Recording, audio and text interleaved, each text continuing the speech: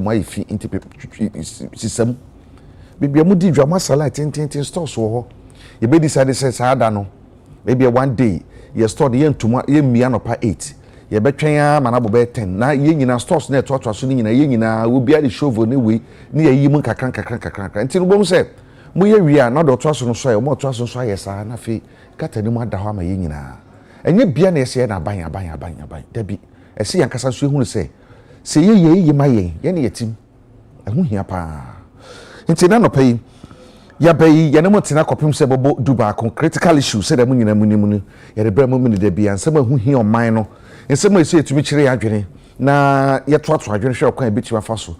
Na your manor, I found to my pa, Efra. And see, and then dear, a boja, a parked program, papa, na and then. Mediasida, ebe ma special ice in so special drink. I know be nebe to me aboa in so yankwa. Enti se wo no musu a me no musu bia keke esanse yarwa hodo a edokoro ye no dodo no afin so aye no. The boy no musu na papa de no special ice in so. Special drink no so de wa ni we apple flavor. And na ye wo cola and the Saturday see ye de be frafra niema o dem kire no. Aha, hu hia pa very necessary pa. Enti na yo abedin 20 dakika ka wunyina wo se fie kra you know na kpakpakpa bi anavia wo de ahwe wo hafa wo so eboaye papa no fasida so ma this way chocolate drink and then the coffee drink this way there your friend se menhia wa ma anke nim se na aduane bi ede ano ni bi ede sada ni fufu ni tabe kwan de semenum na fufu ready e posim abeno so de kokwase abe de eno ena yede ebe ewie adwuma no kora nti ene womu na boanene no as it is no omo wo menche wa heya empenifu mienu na beka mensa na yebedi enkomo mo beka yi a enene na wotwe ye mu ena utility providers and so electricity for yen kan sasere be simple ene Ghana water for ade betu dwe kire mu se wo mo pe somno mo somu ni sika na yetua no mo pese ye di bi ka ho ema omo taaye eyade omo ye na bere bia nti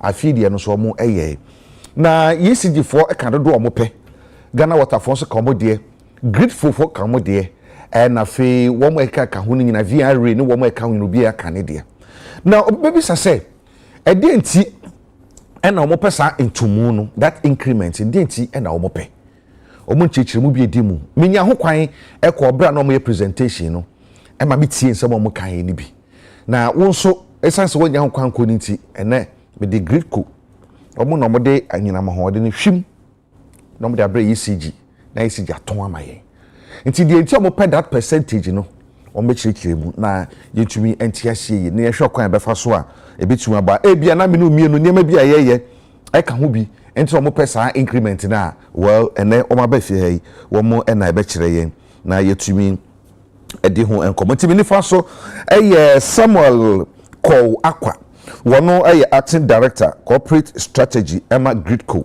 wono na o mi benkum si na fe Ebenezer Badin energy economist ECG wono so na team benkum si and fortunately or unfortunately they are all fancies so they speak fancy nchenne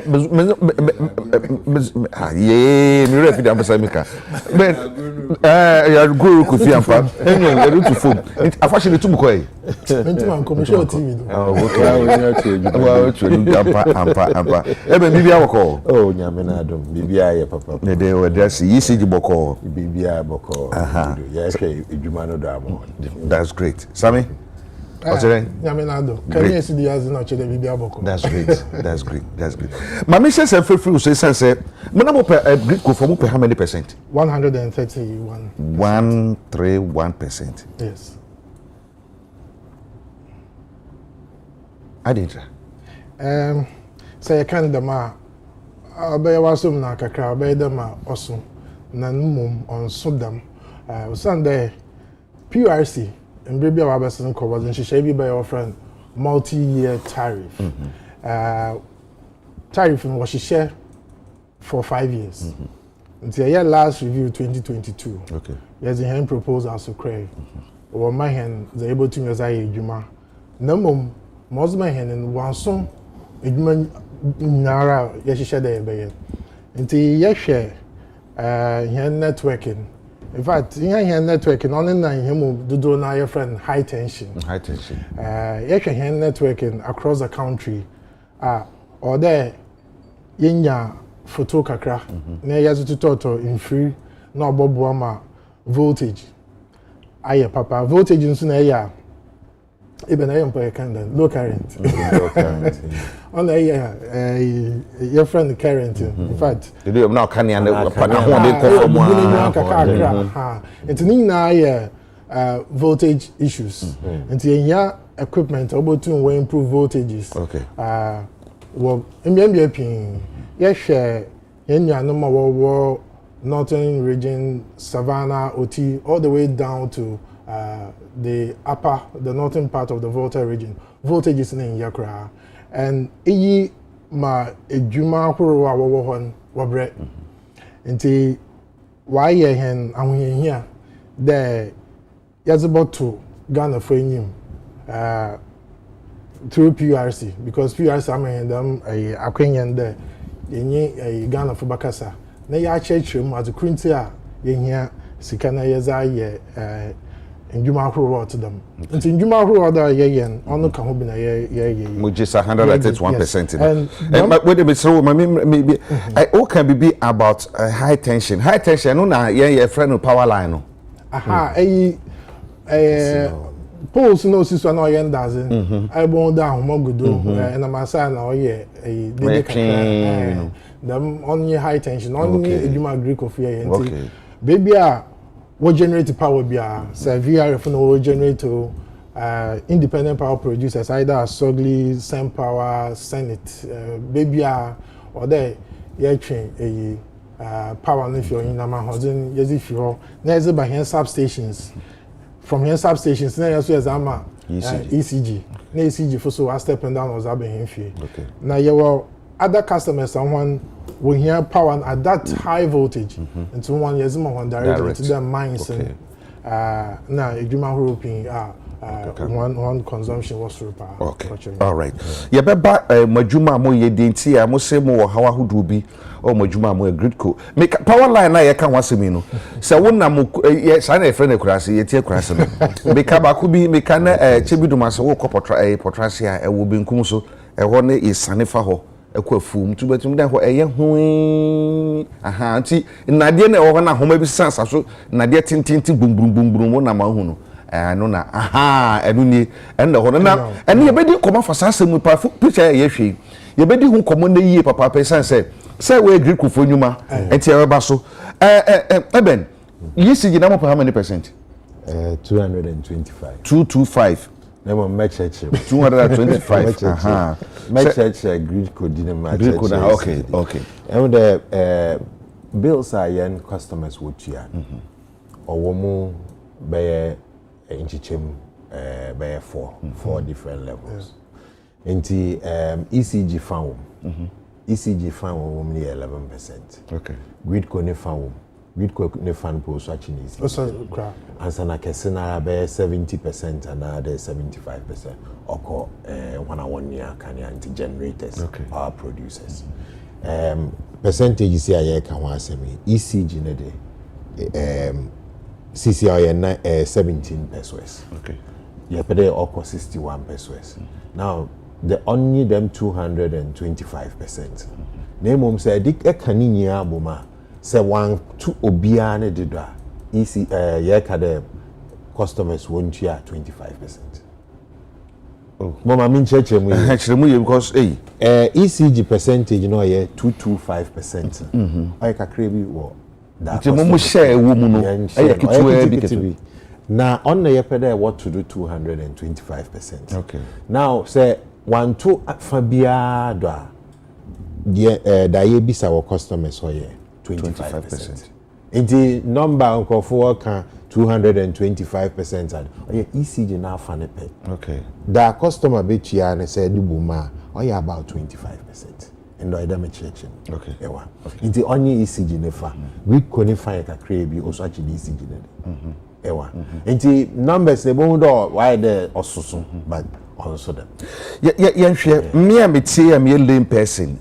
ɔhwɛfo ɔhwɛ na no pay ɔno nso ni mo adwuma ho hwee ɛnte saa nhyehyɛ ya mode aba na sɛ hey me kaida na mu ye program we ye news obi frame Agya Kwabena ECG for do person mu kunya na 225% de bede na etua na o kasai saa na so well me do meba me menda no mo tua be chiri mo magana for tumi ate saa 225% no mo kan wasam na se na grid co fund so 131 no o mo tumi a kire se enti mami nyina osubio na yenhwe edeni komunti a mutumi arrival at 225 per what you are saying no yen customers you charge just 25% say be o man toto wo mo ekeka ka ho no die nimu a obetumi breaking it down ama yen am yetumi ati ase you use die nimu nti ECG die ne yewo yen kan say the make as a capital investment okay nti answer na the transformer besi ho na de ba akwaji loan okay ne akoto transformer ya substation ye bi wa switching station in the po yewo power up nya ka wo nti ye bobusia na ye da akwa akoye ye wie a customers enya wodi ye adwuma na ne akọ ye ni mpanyifo api wo from PURC ne ye nyi na akekasa there okay the madi a ye ori ye adwuma na e ka wo nti won bo he ne ye sesa price na ye tumetua ye loans a ya agene ka nti dem na oti wo ye mfa tariff another price a young customers would yana yemfa forward investment in shape first rather moment ye kokobo busia na da ye adwuma ye adwuma ni wie na so we hu improvements na we ya be surprise nti dem na oti now we capital part now we operation and maintenance today we ho so line be at what from baby call off na wonam na what tracks nam na wo ye ho adwuma on your operation and maintenance and our return on investment today da equipment no si wono or there say ne na hom okochiwa na bibia etumi ska ye okay and as all say crash I be etumi ska ni onyi de ye ba customer no first enti wo bibi wo price ni ma obo ahema ye de bi to ye de sika ni bi to a ye botum da ye de me adwuma no so na mom ye fofor da no idea ko bobosia na eba be na ye wi a na etuma nti mesi ye kan why the madi be 3 to 5 years all the time nti them 3 to 5 years I'm the end 2025 nti now ye be start 2026 to 2030 okay nti da ya ye what the past 5 years on the year hwe na ya ka de okay ka order woni nti wo ma ye hwe de mesi ye de bi beka price no na edwuma ne ye no nyama ni pii ni nya ye to dollars transformer bibia ye to dollars nyama aduma sisi ye wo meter manufacturers so about 13 aye ho ye edwuma be ho nya won bibia so wo graph average ba nti do yen the dollar ne de bia ye de edwuma na in the all koso in the all ba from in the all koso ba nyama aduma na am the afi why ye kakra mayen na the past years ni nya why onye mayen nti now them accounting ya ye when yes one na one hwe na one fa bi nka price on na yintum funja nti bibi dem na e wo ho meba ho mesa ba so pa sense ade na me dia metua it is metua the internet say mesa bo na san ye na ya hwe sami ye hwe gridco mo how pa anything how na say mechichem ebien your operational challenges na your investments out there to them munya even kind say ye ejapaza ye na yan assets Ghana you do almost 90% access to electricity. Yes, baby Ghana how come baby about 90% to electricity. 90% of the population has access to electricity and there is pressure on the existing assets. In the order kakrana ye one yama no ho yezen na edwuma yen wetu mo yen ye japazin bi ho wo crazy ho more than in fact some of them are even older than Ghana. Some of them are very old. substations I was in 1965. Your transformers that have been in existence since 1965 up to now, and the one efficiency level or phone kakra. And so there, we replace some of these. And so that's on the investment side. Then we have the operational challenges. That has to do with a picture as a tool. Right there, principle, I'm sure. Monfa ECG, a home and a drink for I don't know. Power line to so near Yanshe. Yanshe, we say, a Mahoma Nibi, a honey, a you'll be fee and Crofona Quatsana say a market and a there. Oh, yeah, Greco, one high tension, a year we, or a Galamsey pit are way to very close to the transmission line. It is a Nsutos in there, what will hurt. Assassin or what line engineering in ours about a pit, Motus in there, line crew to former, tower crew to former, or botching, Zoben, Bay Bassana, and then crashing out of form. And to restore a tower like this could take about 3 months. I mean, a number of towers, they could take about 3 months if you alternative pathway to route the power. And see, them or how we now as I say, who do me or hands are and breed to be or there you near catch and crofo there at a humanasi there or how buttons are bro. Stand there, say, Eben and Humanica cra or bottom was shocked and power. Okita no those are this is the 161,000 volts line. I'm not shit. Papa. It is Zobo and this is in hundreds of this. Now you have 330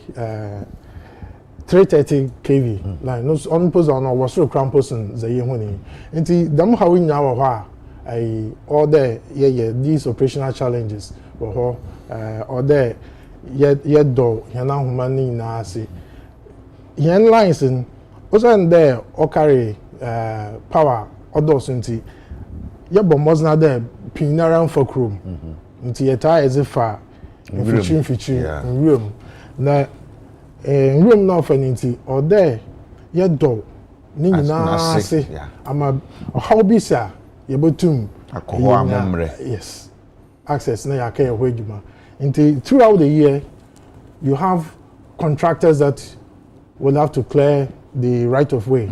Now make sure they have access to it. Then we also have the security challenges to deal with. We are there national security collaborating one was a house rebranding Galamsey na versus is done under the right of way because I wanted to see apart from the about 2 more how nyimpa na Japazo was as how pin bring na yenya kanya those areas. Okay. But there's a human activity how much you need pa. Where they already been pam cho monfa yenfa ba kono to se ne yehwe bebi a I so mu etu Galamsey no ye wi so aba ko bi a aha sei yenum sa ha bebi a mahoma no na wo ho no mu power line ni si ho no se de e kan wa kurase no power line na esi hoyi enti ahoni baby e wunya Galamsey no motu afo hoyi na asa Galamsey no we to afo hodam enti ya bomos na ya clear assassin amma say oden yen linemen woke ye gbo wasa obenya kwan wa kaye kodo ho na obi ebotu from there ohwehwe gold into oya how can say palm hen the mining communities in enti tower no see hodam ne foundation okofom tin and it's very close to where this pit is into where you wage na no ziko tower na say nti na there you reclaim the mass assassin nti able to nkofune for year 1 reclaiming the land and then making sure that you restore it to a level that will be hardened enough able to mama a tower Najina for several years. So yeah, these towers, some of them have been in existence for over 30 years, 40 years.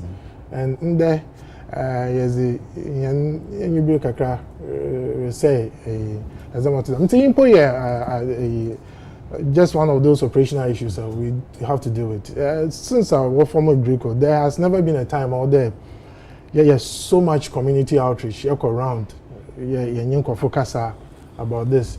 Yeah, from security teams that work around with national security. What should there? One what's them how we bring yeah, just one of those operational challenges. Then we have also the issue of the replacement of some of the equipment or substations and to them making be how actually yeah now man be how on amompano a apple and chinen or how be and say be a anka for a foam na anka the insulators and conductors and necessary insulators maybe once in 10 years that Punana be shorter. Shorter because of engineering. Say, and the metal pattern, obotum to form. That's the way you can say, more to several regions knock off. In fact, more critical point the coastal backbone line, the one running from Abuazi all the way to Accra Tema, because about 45% of generation in Ghana is in the Abuazi enclave. Because of the urban baby gas you know me try the manka brofi on French na it is you lose them lines now, then the system becomes very fragile. Or there now we have to rely on the plant in Tema and then the hydro plants as well, which will be insufficient for the demand, and I'm here there's a demand. Until them how in our or the let's just say challenges no bibi ano de ye pa because me share picture here that was here ebi no wo ye de beka ho round the ba ko bi kra say no sisi ai back we actually bi no wo ye de beka na ya share the impact of human activities no effect enya omomodwuma na mo see no niema no ekọ ni say no cost of maintenance and the cost of production no ekosoro papa answer da niema yisijifo ntini mo so no ade no ne boy den wo mo ho ti mo ton so ma yisi ya mo so mo de abode na mo de be ma mo answer mo so tumi ya ho to yin there eyi electricity na yen yazuru ma yisijifo onye henza okay obi na one year na electricity na o si Greco o de soma mo fakama enyo ye de kaye fakama ECG ana fakama vacuum elo bi so aba ebo tutu upos na ase na upol ato from ECG is on here na power okay we say ye hwe we say anti e days on more o see you there our friend communication tower obu ibo and line no do and he was full pa until there yeah clear all the way to have access to this to restore the power. Wow. Yes, communication must be important. Saying that tower now it assume say we might say na so chamba kona say galafo ye kututu ho na say mumbenya access to baby we kra na even a security threat to him because when you know na I be one adwin one there a friend the security file tax force you know someone when gwana obama hen microphone no say gwan nti I hotel eben nkoma ye die wo hum am say na Ghana fo ye ntine ma bia se ye ba se kakra na ye hunu say de amuna mu no ano ode nche ne say ye tie akire no ye hunu no fa minu say yesi je muso mu ha bebre wa bobbo ba ko menu miensa bi edi ye hwe no so madwuma mo ye samo de kanea na ma yen a ye gifi mu chen direct no niema hodo ben na yen se de sami de ye hunu say illegal miners galamsey for that room no ama omo high tension you know problem ba hono niema no mo so niema ben na yen so ye gi electricity fi mu chen no ye anti ama mo so ama mo cost of production cost nti do di campa ye right of way the one that akọ community bi or be a senior dan way also what utilities reservation nti my enkwana yemfa line and our poles and for say that be on ma nkwan also obi so obey cancer bed na no nka odu baby po a oyedi edum nipa na light ansa na wa ma ho kwan mo kwa fa ne side no na wa ka serve na wo mu si dan no sa niam ni nyina no assembly so whoever e ho na e na dwuma say e bia wo be si de betumi a chesa ha pipe nam ha aha electricity kwan nie mo na esa mo ya na say building committee our town and country planning okay into ECG4 telecom obia na we demarcate and wa kire wo land ebondo obi ewie bi aka obi afa hade aka right of way no obi wo podo onwie po but also on ma kwan na wo famfa how enti ono we nya power ana we nya kania na nenya nkwa we na chi no amomwenye bi oye big problem my pa now the other one one so we power this year na no nkika odu baby o dey the hotel yen workers work at the hotel 5 days and so na won hu dey enyimbre bia we air conditioner efi meter no that to the direct kina wayadi wa very sophisticated ways akwana ho pi a offer do there and the bia the HD do nature they make sure that when we are yen power ebi wo po yi ho na efi pole no do no wo boko enyimbre akwa connect into one of them yama surveillance wo wonya hu da obi afo pe na wa draw your attention near the police for call wama edwuma na ekawre ba ho papa yeah the police for your prosecutors yeah fund the special courts now when they prosecute them nipa where them illegal connection you feel there young customers will to my boy because even your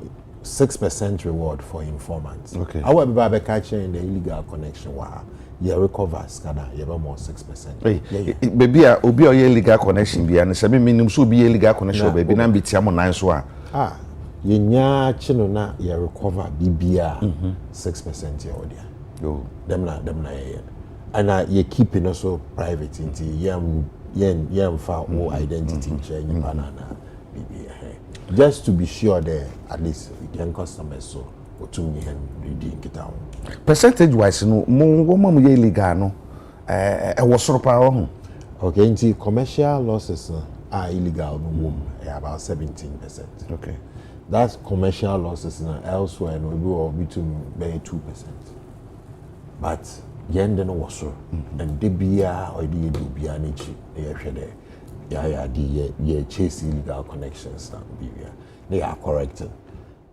na yinya chi won so ya recover skanya wa because you were way bia yetumu time e call off and I show consumption partner and they drop a feed I started the actual consumption. Into from one, you ever start, you ever calculate a bill will I see. And then say, if I say, be a me amity, hey, me quite illegal, me fee, and I say, my jumum, I'm winning more power to do a metal. The say illegal and the bemua.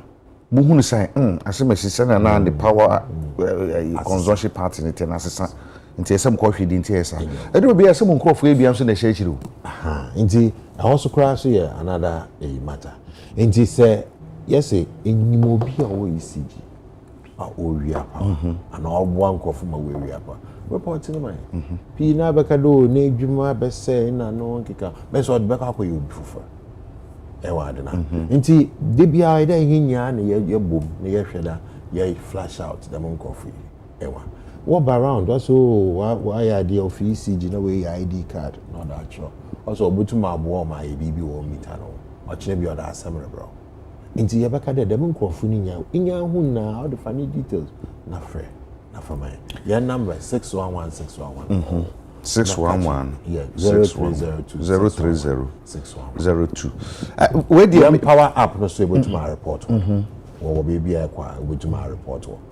Asema wo kan me mo dwuma di pane also ho na mo crofuni bi bai say power do auto no ono betumi ayi bibia ma no se ne be ya power no do auto no betumi abafam na se otua sika e bia fa na otua 4000 obeye ama so de auto no abafam otua 10000 obeye ama na abafam pa enti me ko nipa no susu mu kyerem nam say hey one hwe wajuma yes say wo mo fa akire tax for fa akire be hu say bibi say akoso a wo ne ye be chew ebi so nipa no be ye ma no wagya hokọ enti ye be kan ye be ne den na because I know what hu hia pa illegal na ka me say do ewu ma mo se mo ye soups muku chinchin tax force na mo ne nam na asefo a sa ye na ya na ye do resource bi de papa nti sisi ano ye were district teams were on loss control unit one walk around normal or one normal operations na ebo na one na mo a ebo na wa fa binum nyankofo nti dem no e dey yakafa different people na baba film nti oba film a obo hu bibia aya onkochewa na nti why there obi or check policeman nti nipa no so baba film no ye were another group so also baba we fi different places enyim okay no so nti ye were multiple teams I walk around nti ebo there bo ha na dem group yaba na another group aba before no was no anyenye aneyan on them no previous group no so so uma na ho na wo be no on so ye be di won hudwuma ba them na oti nti oma sisi ana I did spend the time and money on groups na de bia warba vehicles resources na de I do ye babia yenya disconnector wo yenya obi expert on meters na no nkika na wa check answer na wa atuado last month many ECG engineers in the Siafu engineers into a women in engineering or launch another program be or dance man once walk around once when I'm home can cry when your districts where you the major me into walk up glyph all the areas in our question obia ni meter some kan meter ho odin amafo pe meter mo bre pa e dey na mo ye dey afa no sense se meter na be kwa na se mensa kan ebi enokra na ema ha ba se bia me ko illegal no me nkonkoye but sense meter me nya me so me electricity nti me ko hu obi me hu ni pono se o betumi emye bia ma metumi bibia ma me nye connection bi mo ase na be betumi isu meter no mo ye ho dey okay nti embebi a we twem na meters idea crane nya afia abrochiba na no boy adini nti de bia na ye the tariff na ye de kasa na nyame adoma ye tumi enya be manufacturers wo Ghana nti ye support one there wo be ye meters na CCR no one like ye more direct orders obia about 13 companies na ho ngasa wo fa nkofo woko na wo installations wo ye wi a ECG baba be inspect na ye wi a ye tuaka okay nti them ye did them arrangements be offering loss reduction project ye them arrangements here na obey about 40,000 backlog of meters applications ye customers are with you our meters ye to make easy now that waka ye one ma wodi ebia or the electrician and or the caretaker no the needing share or the form so do ever friend also we few other nti ehunyi bakodo nti da ebe kan there customer bia wa apply meter we the more than 3 months on go back to the district obako no obekwa ko share there or there or the contacts and abibi because since a meter ye bi okay ye wodo pa ma men kosa mi so na sami ye be sorry suwe sa 131 na Greek for mosemogina anu ye de be mama na asa say PRS for tena say okay we ni no motumi mamu bi ana say 131 na mogina direct madase and yes fitting and commoziners in even try say that your tariff build up and at the end of the day my customer botian the end user tariffing or a weighted average of in and ECG phones about more than 10% in Enzo it's less than 7% of the total tariff build up now one transport gas once producers and so into VRF also one bulk generation tariff and so but waiting in into PRS better no wa hwe that's all waiting in I hint no be na yan heneza woman 131 in to them mission as printer wa ban them there or there yeah your projects be throughout the country obobohin ma yetum ya serve the needs of Ghanaians, both industrial and residential. Yeah. So if my ECG ashishe at nara, it depends on how resilient the grade is. If you don't have a good grid to transmit the power from the where baby one you now, obviously the ECG my warrior be a area it be fairness or air conditioner. Onto me actually as a fan and to me channel. You know your voltage issues for those areas. ECG for yeah damn your baby friend suppress demand. A bit of baby on sudden maybe because can you know when no quality in here. We improve the quality in people consumption and start to consume. And top of the amount then here so you make sure that you pay additional means to improve both the supply to those areas. The difference between ECG one system and here in the ECG voltage levels, they can easily acquire a transformer. Okay.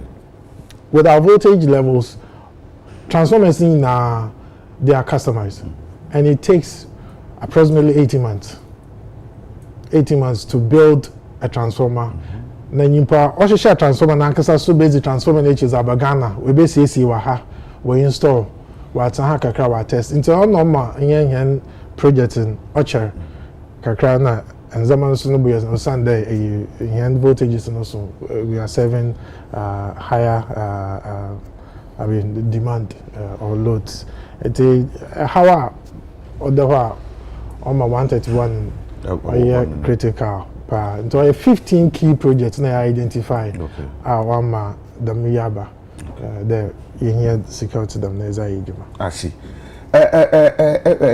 Eben, yeah, sorry, sweet. And then I would you say Ghana for Tifa ECG Mojuma Hua. Na Ghana for place a rule na beboa ama Mojuma Yemere. Na Ghana ni or so consumer no so. No one hand a dana, as a Ghana didi. At the Boamo. Said the bay about Mojuma na Yemere. And the young first request to young customers in Ghanaians here. One boy in age manner. It will be us all and task year quickly for 611. And go for P now, my bond or hang the lights or walls home and I know can or tap into your line. We are an asset in the cable for baby power. Who the power call off bed? No, our baby too. And the poles, wood poles, could baby. A boy no be about best so. Ninya. Inti one boy and I am vigilant, Kakra. If we there BB coordinate press 611. You better be my baby. There was special investigative and prosecution team. On standby. Inti a frap able to my man Kofaba. Wababa shadow kodo. Na waji. We save the situation and we feel same. Okay. You know. Sammy, yeah, sorry. Me never back when video back on pictures back when we said na tipa truck be a copy money. Until next mono a complex near na Emma Moho, but the major one can ye is illegal man and say no so a hamajuni. And then I will catch a illegal man.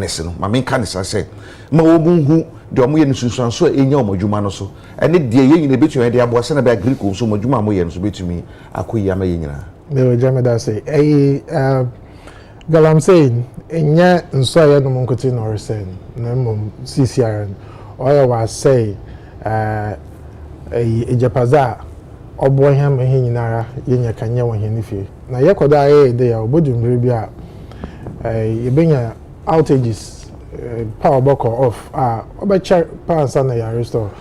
Sunday, there are some parts of Ghana on power call for able to use for baby as about na baby so or your line crossing or call them corona na substation or serve those areas in or off there it will take several weeks or months to restore into your best the galam saying come here as a your biazin wash me in your soon could na or there yeah mining in a sustainable and a responsible way. Number CCR so it's a threat to even the transmission of electricity.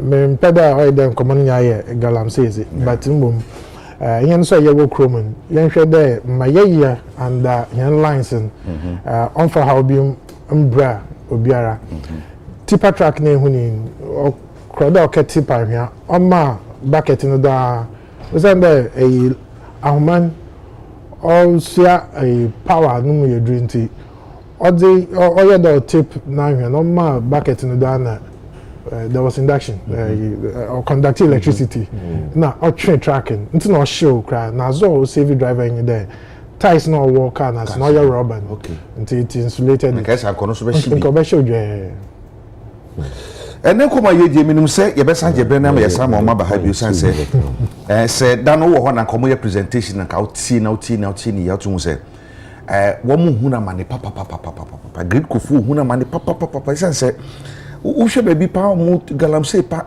MC na de ne se so to bo so mienu me sa bi to aso de asema ba wo enti ye nyina se de se esumi ye ne de bo ase de be ya aho mu bitumi free ho na mo ya sha no so se 131% na omda kwato PURC anim that doesn't mean say no na omusa betumi musa beka PURC betina se no mo stakeholder consultations bebre no mo arrive omo ni ye consumers ni bedi nkoma kwa chire pa na de beboa no omo de amase na be ya ye consumers no ye ho chire ye wo mo ye service providers no so no omo so wo mo ho enchire wo mo nti se de eben kan no se wo se obi aye illegal connection anaso obi aba ho na so se meter no betumi echi ba bia ma na ya masa hwe pa fre 0302 611 611 na phone pa information na mama ni hu so wo fre na boko o memmoa no se na be betumi abobi nso illegal ho bibiri abegu Ghana ha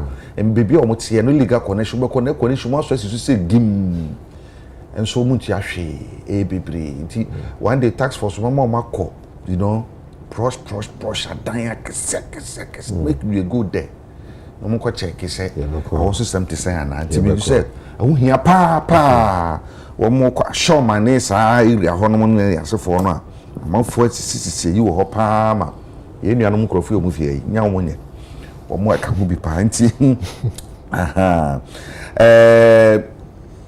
yedi besia na media aseda ama yenuanom a ne omu fi ECG ene grid ko bae no ada omu ase papa pase omunya abre bae na ene ye no omu edi nkomo na wodi nchirichiri mu bakumi no miense bia ma ye nyina ebebo ama ya che omodwuma na se na ebo ho no yetumi dia bo nti na minifa so Samuel Ko akwa ono no ye acting director corporate strategy ema grid ko ono ena ultimate nifoso na fe Ebenezer Baden wono energy economist o ECG wono so efi ECG aso ye baya ye bedi nkomonti ye bada mwase na ya da ya hwefo so ase yenim se ye bekoso disase bu nkomo na fe de ese de tubia na etumi di atunti eja wonkwa mama ko bedwafo e krado ye ba betina se ne ye bedi nkomo akwachi ye pe sanse ane bebo MPP mu esanse wo mpanifo bi chese na be nhyeda nko ye ntia nche yetena se a ye wurada ni mu so beka ye ho na fidi ekoso ono no fo se nyema bakumi nimi se bi nhyeda nko ye no ye di ho nkomo ye ba sisi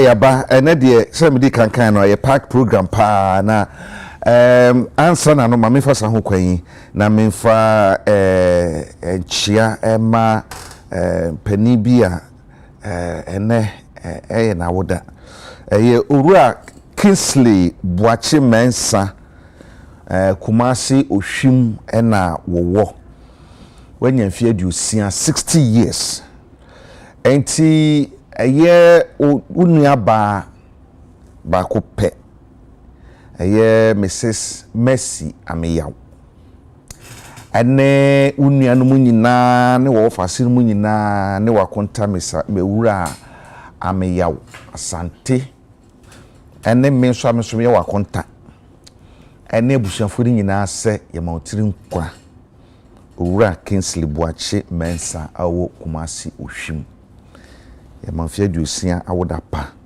ye hyerese rade mama ahoden na ne matumi akose de se kopepepe enen so eye me babi oye nurse ni ewo bonomantam na ye freno Esther Mensa ono so ene na woda nti Esther ene o maame anti isi o nana anti akusua awosunya ne low cost ene abusua ni nyina na o papa teacher ene me yese ma otinkwa bibia wo bia Esther oye nurse ni very very good girl nurse nurse ni nti eno na mo mini abako edwuma DSTV ewo Kumasi Joe ni efre no ono so ne ma meda from Mrs Esther Markin nti ombedi ni na wotweda at the 20th na ombedi na wotweda nti Joe bebia wo bia no pay me ma shedin papa mi wi ambefro na fe ya di nkomo awie ya be ye be hye di nkomo anisa na ene mabedwafo no ya fra ya mix opani ba ko wati yati ni di organa ha che papa afa amanyosem wo menche wa ha enche meda nadi na motumi ehunu na fe ya hyenkbo twetwe na ase na bedwafo so abeka ye ho a uye nyina abeka bom ma ye dwumadi ni ne no bibe nkum so pe eye Kobi Amua eye lawyer ni na oye san ye lecture o kire emra just wa bin oye lawyer ni o san kire emra lawyer ni o san kire law oye lecture no san eye Kennedy Japan 8 wo MPP ni ono mbe nkum so pe wa hai afi si efi ono so a de oto ne so eye ye regular panel Ebu Bokman ono so no MPP ni minu se o da so ye kakra na se bia na isa me ka say he say so movement for change we are like ojo Martin ho na wo hye ono so ewa ha ana de oto no so no last week no ha and then so December Nana Ofori Owusu wono na oye dwamtinani eye chairman national chairman edema Progressive People's Party PPP amayuku no ono so ewo menchen ewa ha enche ye bi nyina be hyese na ye di nkomo ye hwe kwansa di sana musini nso ebeba na ya hye nkomo twehwe no ase na ansa na no pani ba ko temi nifa so pe no opani ye ka MPP amayuku na wadi mu akotini yi pa ono kura prese anka wo mo etu no so franka na won so franka mo kokon enfama MPP no be Ghana man penisa Ghana fo agi ne tumu a wayem na sebedwanida na sadi brese obetumi aye frank bearer na so bitu frankama party no ne sentumi enkanya afi ye nyane tiese ase obekọ afi ye tiese ase onko so obekọ so onko dinti awanko no oha na ne nkomodie no mu no na afi ya peke ne ma bi de afiri mu ne de aba MPP amayuku no sa presidential primary contest ye koso nsama wo de PPP mu nyina no na ya hwe na ye de ho enkomo nti ma bidjafo ma mu nyina akwa ba o bida masipa papa ye wade ni mo akwaba mejo so Agya Kwabena pacho bibia boko de ye hu ade ache ti ase won ahoden de na eye eno ne sombo de aka ne de de bia mu anse eno e bonus mu contest ana se wa hwe ansan Agya medase afi MPP Frank tu akansi a party no say be no 31st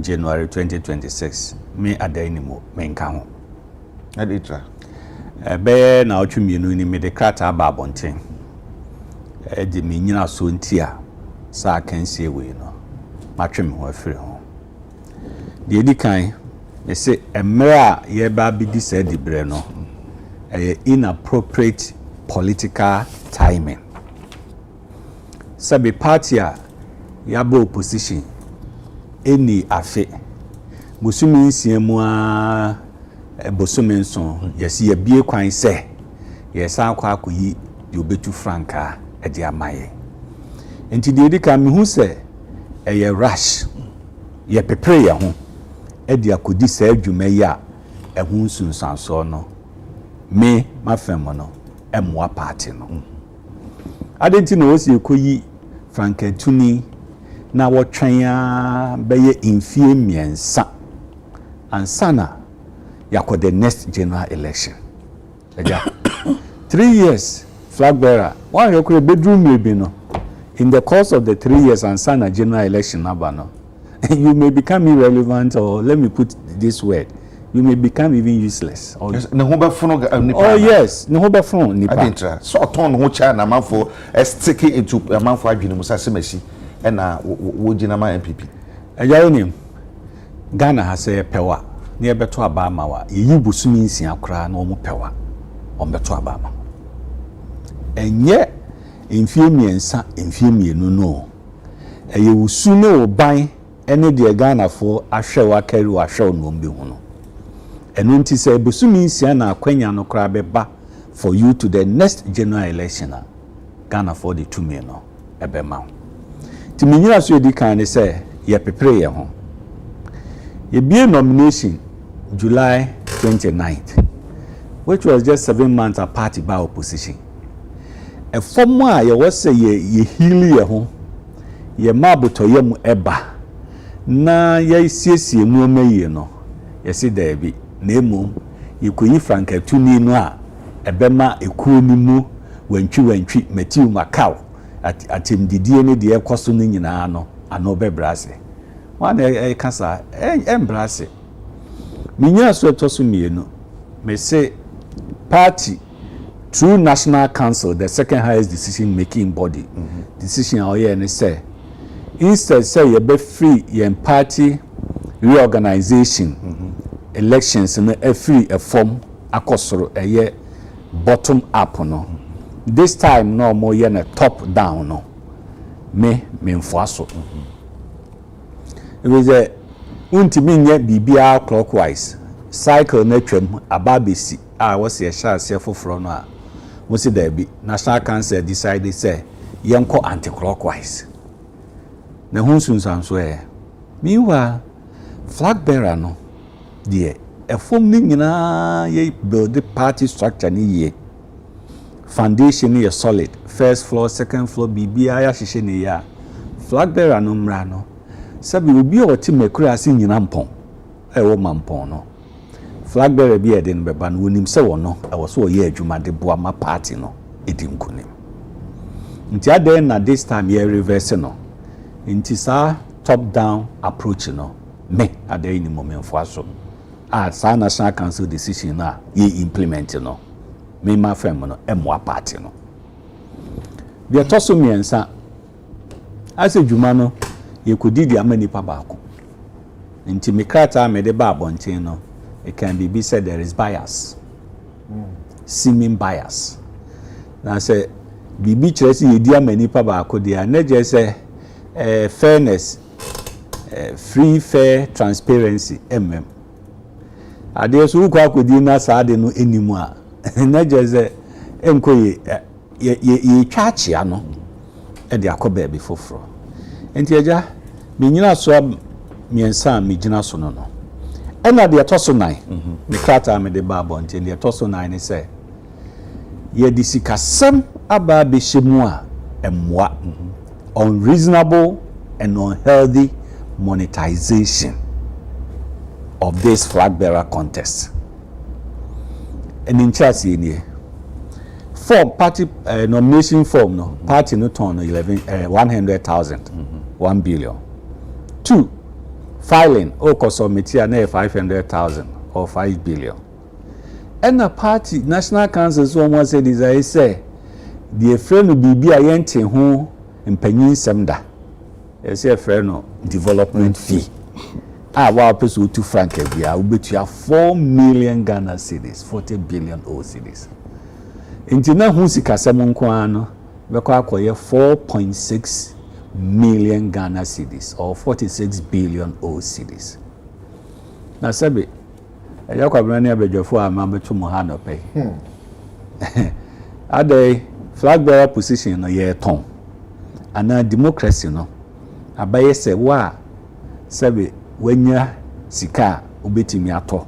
Nkwa na oso kwa na. Sa development fee ebi ma party no muda. Anye se bi ma party no muda. Presidential primaries ebi nsi muda. Parliamentary primaries ene ye wo bibi e frame development fee in MPP. Na ye no baby a ye wo mrahye bedwani obesan gina obekọ primaries na se wo ba abene no prayer ne party ni se wo ne mrahye bedwani wo mpeso bi so a pray biebo no so wo ne be pray e primaries dia obetua bibi e frame development fee enam say MP no na all share constituency no party activities ni bebre no ono na odi ne sika ye dia wa won ne be pre no ye dey tie bibi e friend development fee eno ene wo ho but at the presidential primaries level it has never happened. Me first time when me call MPP primaries presidential 2014 ni panson so na mtoso me ansa akufo ado chramante na me ena omo kaye no that time yetua nomination form 10,000 Ghana cedis, filing fee 75,000 Ghana cedis. That was 2014. Okabo mu ane 75,000 Ghana cedis and 750 million O cedis. From 2014 yanko primaries being presidential primaries until 2023 last 2 years. Last 2 years no nomination form near 50,000. Filing or submission fee near 300,000. Into Kambuma near 350,000. And 2014 the party was in opposition, no party no any abemo.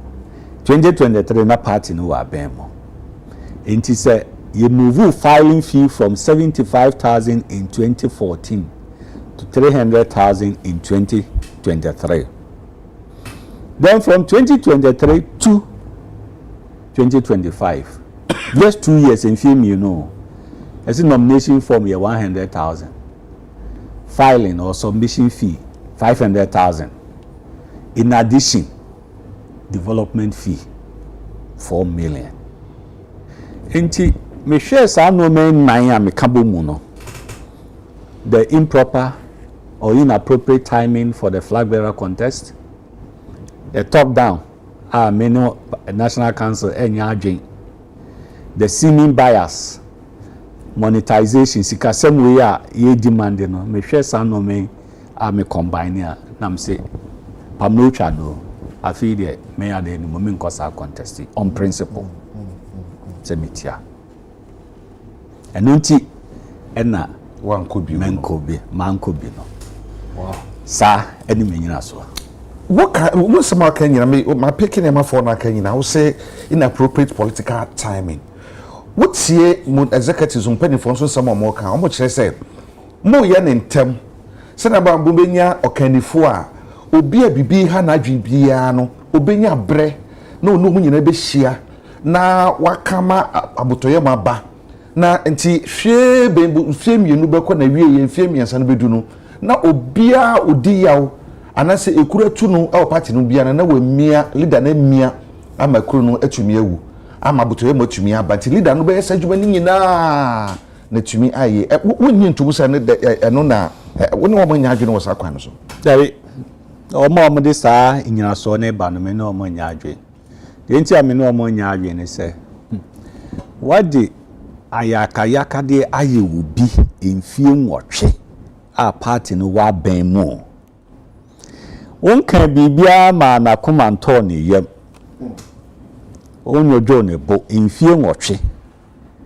wadi ne hiam wa bere mfie nwotwe na wo ba opposition no a wo ko you flag bearer until na wo kan bibia kire na obetie eni edikan eni ne nkasa ma oyawo no nyina no nyedai emfiri ho enu nti na yimu bi kan se yenko back na yen shasi emfiri the base of the party Agya so try obeje no waje ne ntem o waje ne ntem we say ye call akansi wieye ye ba opposition Michael Kwe report wieye ne ade no o hwe grassroots no bebre a the man for can say ye miem nanka yenko yen register your members in all the 276 constituencies na dodo no we register na a member na wutia wudi usa e do say your co primary sir presidential parliamentary o akwanya won so be den be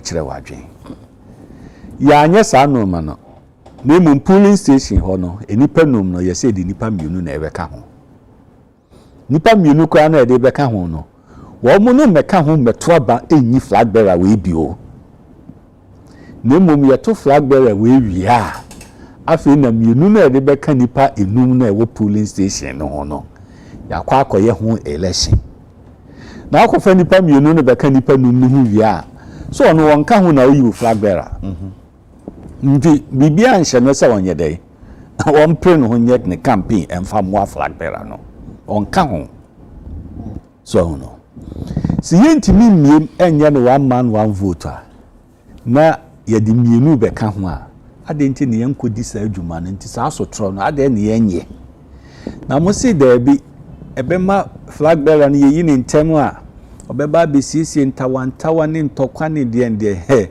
ntokwa ne ntawantawa no yeto abani wia ebewo ho yentimi nyi mfiri mu da the only thing ebema na brasie ne se pepepe yo be adwuma justice fairness eni ho a enipa eja me no otu we sisi e mi sisi wa wadwunum se wo se mi sisi wo enti mi sisi wo wo de dibachi ne enko na so nu mu ni se mi sisi wo mfa ho adwene wo bi afọ no ho adwene enti amafo afọ mo ho adwene no mo te ho a wo se national council national executives o mu hu se ekun na da yenimu no amanfo akomanto fom ema fom ma wo monti o mo ho ase a edin eba ma beto owura ebobakman anse ne bobaka so obi a obi free movement for change se me san back to MPP no opesu ohu se enu mebi ayede atoto ya ma wono akoma banen nakoma atone yam because e bia yawa wadie no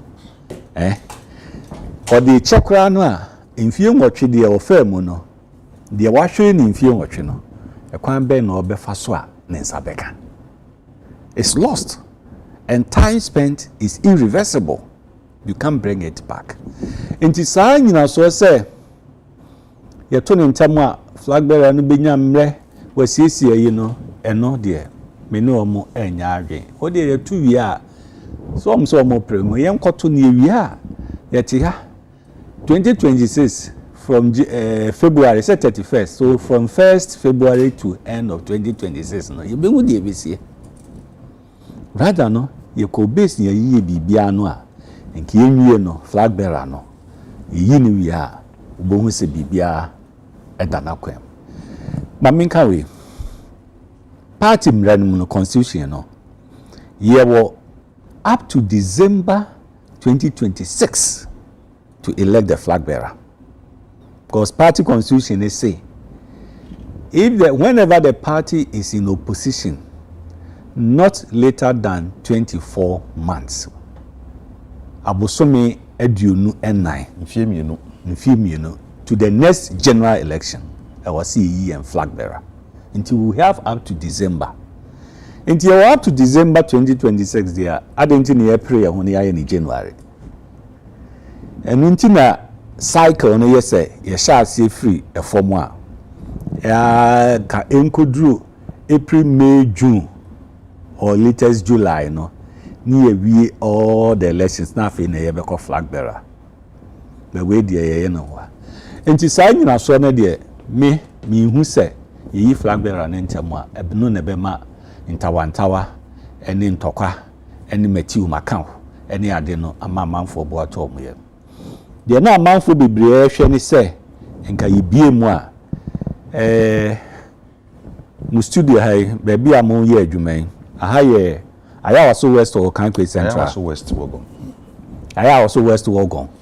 Enti say aya waso west wogon na yetimian register party ma beye 2,000, 3,000, 4,000, 5,000. When you be register, o register no ano. You say we register na for membership no so utua dues. There was a dues no ka ho. Enti the dues no 5 cedis kra na. Now so obia be register as a member no. Oba no for first 6 months or first 3 months dues e ka ho a no yenye sa exercise no said the 4 months 5 months 6 months e be sa exercise na yenye no na sika kra party na nya no na nye sika ketwa in the whole country na kenye sika ketwa if you say eno na be sustainable source of revenue for the party membership dues no enti say enipa beye mpem mensa enan enuma register our constituency na so bi etua 5,000 na 5 cedis no mo 5,000 at that constituency party need to mean 25,000 Ghana cedis a month. Next national council the policy biba say dues na ye jiji no from constituency no 60% of the dues no enter constituency 20% of the dues Enco regional secretariat. The remaining 20% Enco national secretariat. Some source of revenue no any the sustainable. But ye no start top down. Na just obi a wosoro no. Okonye ni sika no de ba. Ene no no abetoku no. Ekuo no wato. Nti odi ni sika akohyem no wanya flag bearer na de a. Se kuo no so no ne dia. Nti ekwan on so befa so odi kuo no.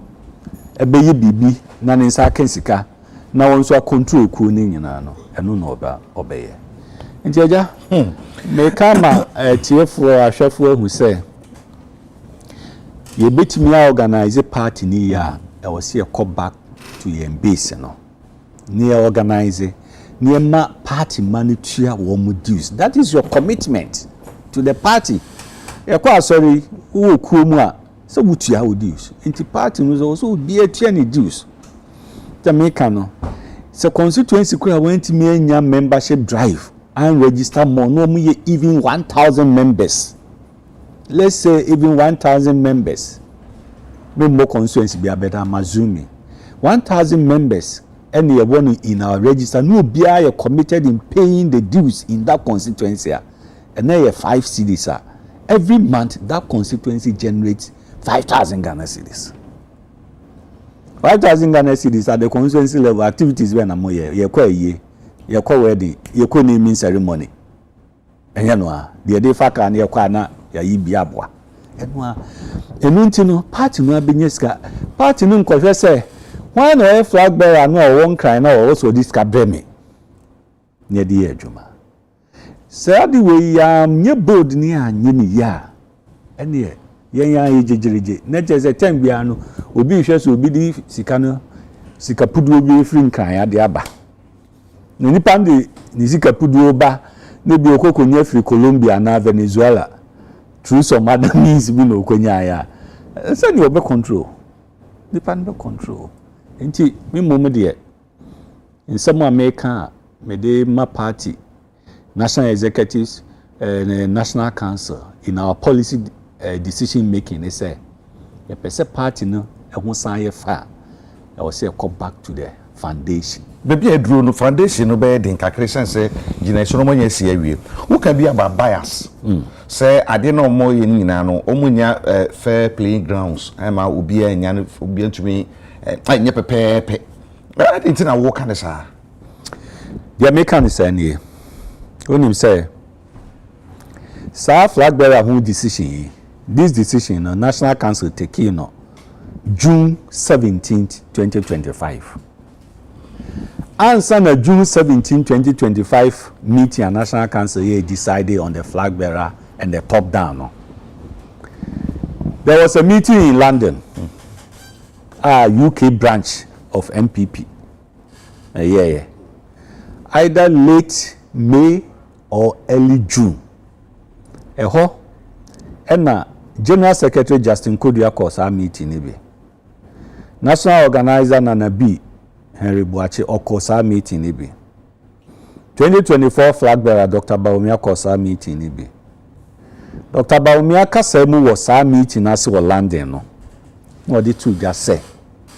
Opese party nka party nye yen flag bearer elections no by January 2026. Nanka yetimi aye flag bearer. No, ordinary adventure no the buy. Good. So ordinary say maybe susu say ye say no problem. No problem. What is what osusu ye? And all the two da. Now move to London e buy no number organize the next National Council meeting in June 17th. Mo organize na mo ko gina si gina ye say ye be flag bearer no 31st January 2026. And this one no susu no na mo fa yo. Send you on nsusu en na mo fa yo ene na bi hia ene na hia nti ene na hia de ye nyina ye nipa ti ye nyina ye nipa no obi adwene be nse na na direction say ya na eko ye tosu bi ye wa hana ye bie kwan say o abefa form befa ye se constituency youth organizers say omo akomo ho abom ekofa form na mani papa akọ constituency youth organizers nti omo na ekofa form nti ubusa me bias no ma mienu we na me dey example ama nti na wo nsusu ye mu no wo mo ya ma nipa ba ku bi wa me dey sa na me hu no me ka sa no ma nan ni nyina bom me nyina so nan no uyi ni mako dia but uyi ni mako na uye mpensim ya esa fa no the cumulative effect of all the four factors or reasons. Kambo abehu baby ayeko. Nti no on principle me nyintum nti ade a me nyintum no me ntimi mfa me ho yede enkohyem. Is obewie no and you say you have living legitimized it by your participation. So what can you say? Untimi nkahwe e ma no enye yem obi nti wase. Nti we de pamro twa no Missing media me matching aside. 2014 we call contest. 2023 krana ye wa ban mu an fie ngotwe manya hwe no. E we kufu ado aban mu no. Me call sa contest no. The last four me na me ka ho. E je che se me wa do for party ni mu. We aman ko me do for throughout the country. Habibre omu di yaw. Nam se na mum hwe no man nan ya. Om si de Americans so medika. Medika dia ade na ado mbe kwa akoshim. So bibi say ba mo party no mu a work monetization say sika mo kokotu about 4.6 billion billion Ghana cedis in kan 46 billion and na obia etua na say so person ye mampani a wotumi for no keken kasa me koye mampani say wotumi obi a obetumi generate funds ade ama party na so agya na nso enkoba se be fa obi a oni links bi obi otumi generate funds na yede na abaso media nu roba mampani a no ni sa skills na ni se nka o man ya to atwene kora ni so na je obi a nyame o nipa bi wo ni mu a oti akwasi ho na se fanchere bra wono de wonya akwanyo e ma meyo mampanyini ene nka je ekofo kwa ma meyo mampanyini ka tamils Professor Tamils nkwa meyo mampanyini. But these have been very fine presidents. Tamils was a very genuine man and no yejuma no be boa Ghana pa. So no. Democracy no eja ene etiefo. Kabima min kabi enton. Ene nka was electoral commission so. Almost set a filing fee for presidential and parliamentary elections in Ghana. Also millions of cedis even though EC is funded by the taxpayer. They can also set so much our charge nanso yenye ne sa enu nti na ye will be a friend the reasonableness of the decision. Is it reasonable? Yen ton can be mamin can be MPP flag bearer no is not for sale. Obetimi generate resources when we're talking about reasonableness. And it's a reasonableness no a free mope. And ye na ye call the extreme end say you could dija into what the highest you to pay no you stand a chance of getting it. And you know that argument with you also you must be resourceful or you should have the ability to be able to generate resources. And you also copen crofo number boa obi aboa for kese pa ni nyame. And you know on you now on the power mu a your integrity, morality to lead, that is your first thing. I bet justify your acceptability to the people that you want to lead. Me can say ukotokum say they are GVA ono so no so onye for the Christmas ndo anya wie no o di dibre no eso be kwa akodiga o de kwa akopɛ de on so be nya free emo enti I was say reasonable say figure we are setting no baby e di sikasem no edro no ade a reasonable, acceptable to many people. Ye ka ho asem a obi ankasa emfa entia. Ndi say metimi a generate na mekọ a sebe Colombia na mekọ fa cocaine sikaba me okay to get the power and maybe say yes ana kabima me nka biye no. Enga obi say Obama munya say enga better no Obama to beat me be American president. At that time no ne Hillary Clinton Hillary and na copy. And so no Obama prevail over Hillary. Ndi aja me hu say amanyo sem na ye no.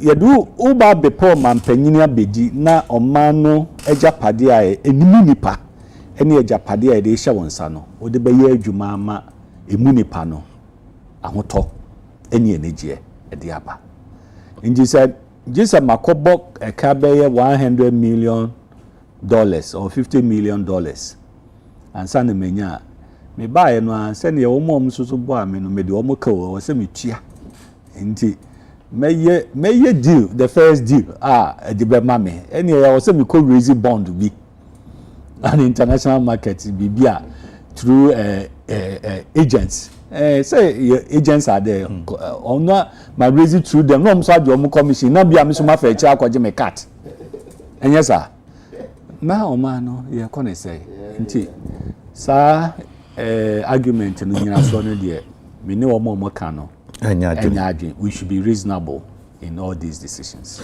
Yene owura adeni mu ananko tu frank ama MPP ama yoko na wasi wanyanko ni nyina so e makomako 9 de dikan ene se ebrepa mo hye so mbeyi frankatuni no eye mprepre hododo omutu mampa America de dikan de toso mienu se sebe wo kwa kofa kokosi dan no wabodan no so na fande unsi foundation enwie ye enhye blocks no now we are also be kusi and from a bucket to be obi kra hemo a e dan betumi adwuregu emwa no kra o se wo den chance no would be see o den chance no is same wiem that's the flag bearer chance no na e flag bearer no into the same wiem parliamentary candidates ne ye trusses and na say timber trusses and na steel trusses na na ye de bebo so ye no so wunyu yo nemom chance no nsensem wiem and se ba kun so se ye ya de na manaboa nipa ba ku bi bias bi bomu na ma ba ku nwenu yensa bi and so eka ho na fe sikasemu a abamu bam no and so odi ho ya pa ka ho bi ntina o se ade na aduane se mi ni a omo no a me nkotena ho na Kwame I say me kra me ka wo no ya no nti watwe ne ho kra nti ene ne nkomo ayedi a mema bidwafo nso a kire omadwene wona asema wo kan se so reasonable so say me de say ene yenya pipini a ono na pani a oboa no e contest na ebisa say sa bias no kan wasam ne monetization asefo no wo so mu hunu ni saa mo hunu ni saa de nti mo hunu ni saa so re nti na se wo da so ewo mu the let them so be kan yensa the let them no say message bi no anajo biasa we type mu ade amana ka me manena ka me na stress ma de achina bi edi se bi fi no ono the head of corporate affairs Edema Minerals Commission Dala Akwaba wo zon lo yo akpelo okay fine mra ku akpena mawu enti Dala so be kan sa ye be di enkomo ene sem di kan no penifo ba fie enti na ma ebre no isu abati ye babo modern say bituma ye ne ye ne ora da ni wo de wadaro ma do mre kakra be san twem no atena me chen kakra wadaro ma na ye di nkom ya memra kobi contest wo kan mo kan ho bi na mo contest ora Kennedy Japan reasons are ye wada ni mu ma ya eno nti wo se anya de a obekwa akopre di bre no o kind appropriate political timing top to down bottom, which was totally wrong on his analysis or and I bias and monetization. So I mama kumako and nine. What church mu say or no a founder of the party. Unimnia party ne if baby a baby drone. And then baby a chrono say enya dia eboa. Sa na muso muhunu no. Muhunu sa okay anytime that so say muhunu ne sa so dia. Munyina so and it's a mama be 7 minutes. Eja me da only wait here for in answer. You said that's so about. I mean I think that this is me started political and this is my first time on this platform even though I baha on different occasions for different things. Na mpapa de ni mosusu no from Honorable Kennedy and the team in Ibema Oyako. In him say o ma me afrim. Honorable Kennedy 2 weeks ago na Honorable Kennedy actually catch her and say wow nti ya wenye ni nti die ina ma Oyako. Already shedding pa. Shedding pa. Sorry me him say when you can work. So de ma Oyako nyam kopon koso nse odin. Na on say papa panyini te say adani mo ne boa o ma boa party ene obi ade bia otu no ho si ho ma party me de medi na echi ache from where na oye MP wo mampon e be sin ne before say student men na cancer time in fact now student groups all campuses na o share mo na encourage mo so mo na mo ye MPP for wo ha na ye mbo ye bra say na party no e betimi eje manage na kodum pempempo say pempempo so say na ene odi ya wo party no say no na chese area ho na sema waka ne de me comment on obi akaka na seeming bias no nukreni nyoma bi wo ho a party ne de enye ninye bibia na esebe ebetimi aka abonten you say party ne ade ya don ye pese ye kra na eni enye bibia na ebetimi aka abonten na nso sometimes the hwe mpanyufo bi e wo party nim ene ne ye be wo party nim a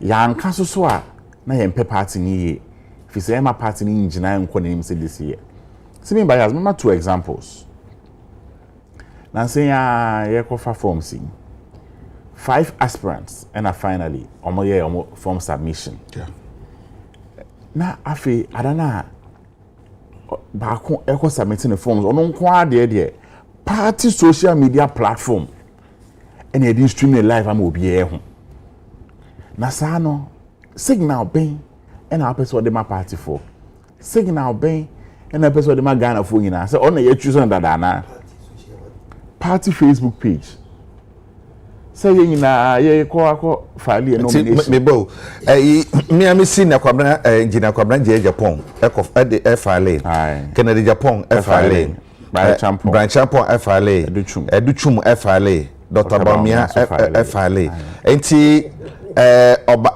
2 3 4 there social media handle party social media handle no platform no and stream a microphone so mako file say ambo ho wa anka hwe so baako de MPP New Patriotic Party and I yama we are singing e hu say we ena obe file the nomination eh na offer you can see me by as no create enka ho bia na. I'll give another example. Yeah, call conference, yeah, call party conference, yeah, call approve rules.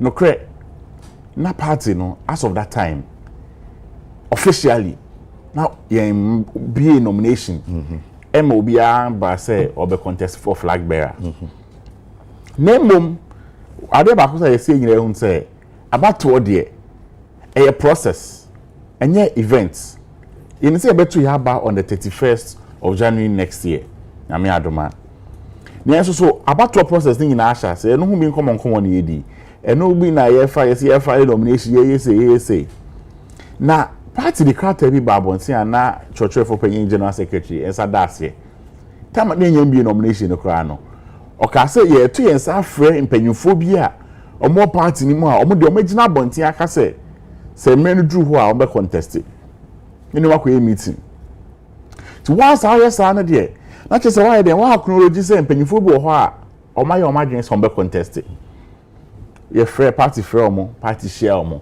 party di to omo nim say na say ate back monetization meko party di to omo nim say ye conference ye ba be ye wo Legon no ye ni scared be ye to obi ya fa nto bo anye e ma obi ya ye pledge me dey na in Japan dey na menim me say ho no o pledge 3 million Ghana cedis in fact ye mpo ya no sand 3 million ne koye o the 3 million ko party for ka say be kwa na o mani that is ka be ba no asa ba mo say be another 1 million e ma na 4 million cedis mpanyimfo bebre obi ya try na yesa ka chom say sese no de process yi ya hyase ti kodu Legon ho na enya afi na ye ba be ye say oh obi a we na ye nim say ye acknowledge so be a former vice president just say be a debra we di your party nim no e be omo ne mo contest ni obi an decide the way ni bi na so as election process na certain there we have to treat all of them as contestants omo contest election. In fact, yes, I catch them say, omo ba stadium ho na at least for omo ma show and omo ma contributing there. You be from na ya acknowledge omo na at least ya mo so I will the party, I will supporters any party executives omo buy. You call here no Saturday na yensi. In fact, only the vice president and the man kasa. We understand to a vice president we the party the bra we di no. Omo ma kan obi NDV. And so we kasa nko ya sama na nkotena se o ma no ko ye lab e ko fa party stadium ni na acha amanfo ene ye bonyo mbusa no te se de ye coronation aja me say bi se bi mo ye kasa mi ba ya azna we enka ho bia na now honorable adenimo esa kan about top down approach any timing of the election na asem we na ya na ne ka no e ya de nipa bi e mo njo ho even especially the aspirants but I say ya hihia ade no such a way say okoka bi kra na o ye nya problem o ye nya problem say no council could decide yes these are the electors going for the election even though impanyfo nyina bi o ma no ka say Michael Kwe report no ka say ye expansion of the register but say no okoka ran kan year e be say akotani against you say e mo amokoto aba no o hwe candidate we nkofo na SM Ukrainian move from for different people no. So it has been couched in such a way say omo mutia kwani ntimi bioma no maka. It's all can see na ye the better electorates no mokoto aba no against you. Monetization na be manuasi. And now when say monetization and there was another top monetization na be manuasi. And also the truth is me blame how the party structure has worked. Any business or no about anymore cano. Party, what is our internal mechanism of raising funds to support the activities of the party? It's saying party now saying should any proper mechanism of raising funds into say events be where banning as a free for sabra. Scanning by an AI frustrated. Obia a party about bem na party bar bem for 8 years.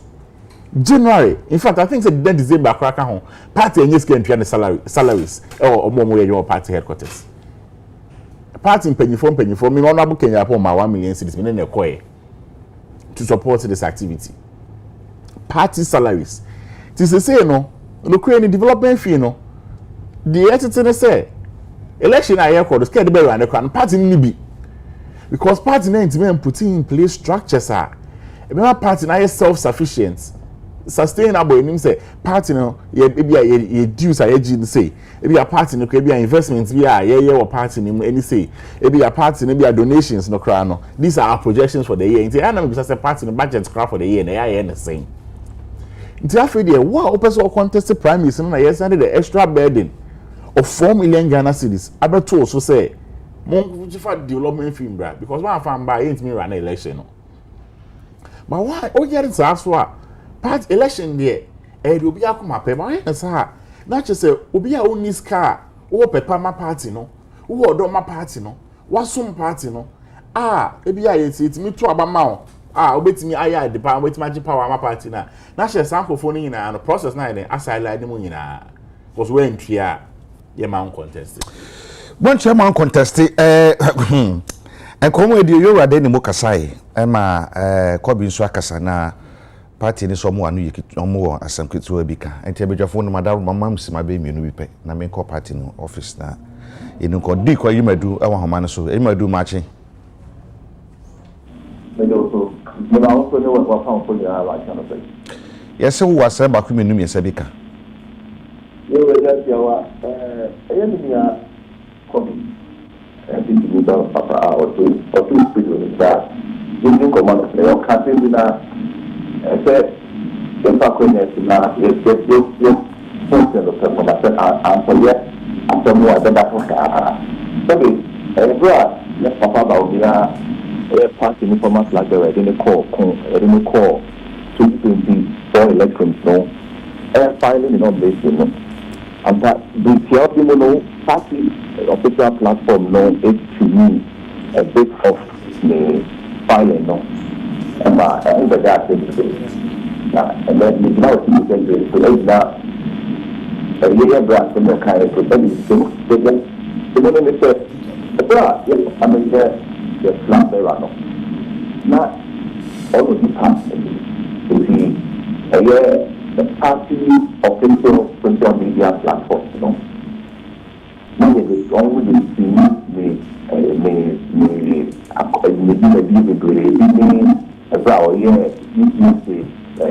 the program no the biggest rally and then the thought of now the party the social media infrastructure no it push because of a party na about about 20 years no infrastructure finance no social media profile in there na own stream no and very certain na and in just election December Bosom Nkunope Emuna Sembra. HMW. It is a wrong ever file one nomination of party office. Now all we saw that infrastructure no assign it. But immediately when I call live when he said social media and I take it our first entity no. From to on my own entity no the party main platform one it will be or OTBR big advance here. That brand won't be free so because many can say own issue at the advantage. It's in a long streaming uncle here and another woman use uncle streaming throughout the show. And I want one event, you know. But you know no more what other side me now reach that point and no question the fear.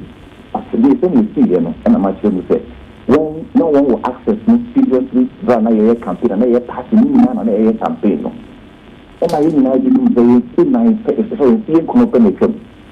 9 months it is the first time one I won't deploy that same machine. Won't say a woman. Let us see one moment.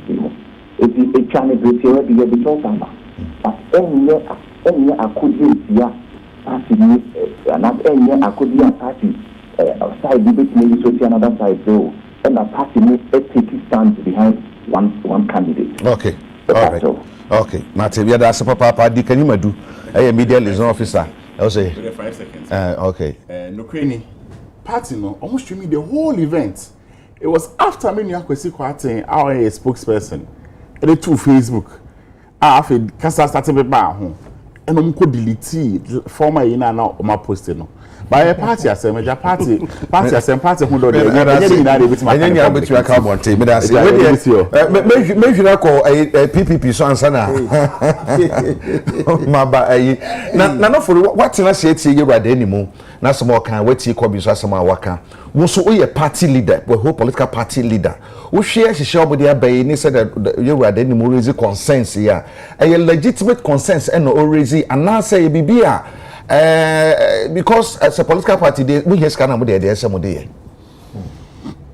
there was Michia PPP for na the National Executive Committee National Committee when you are winter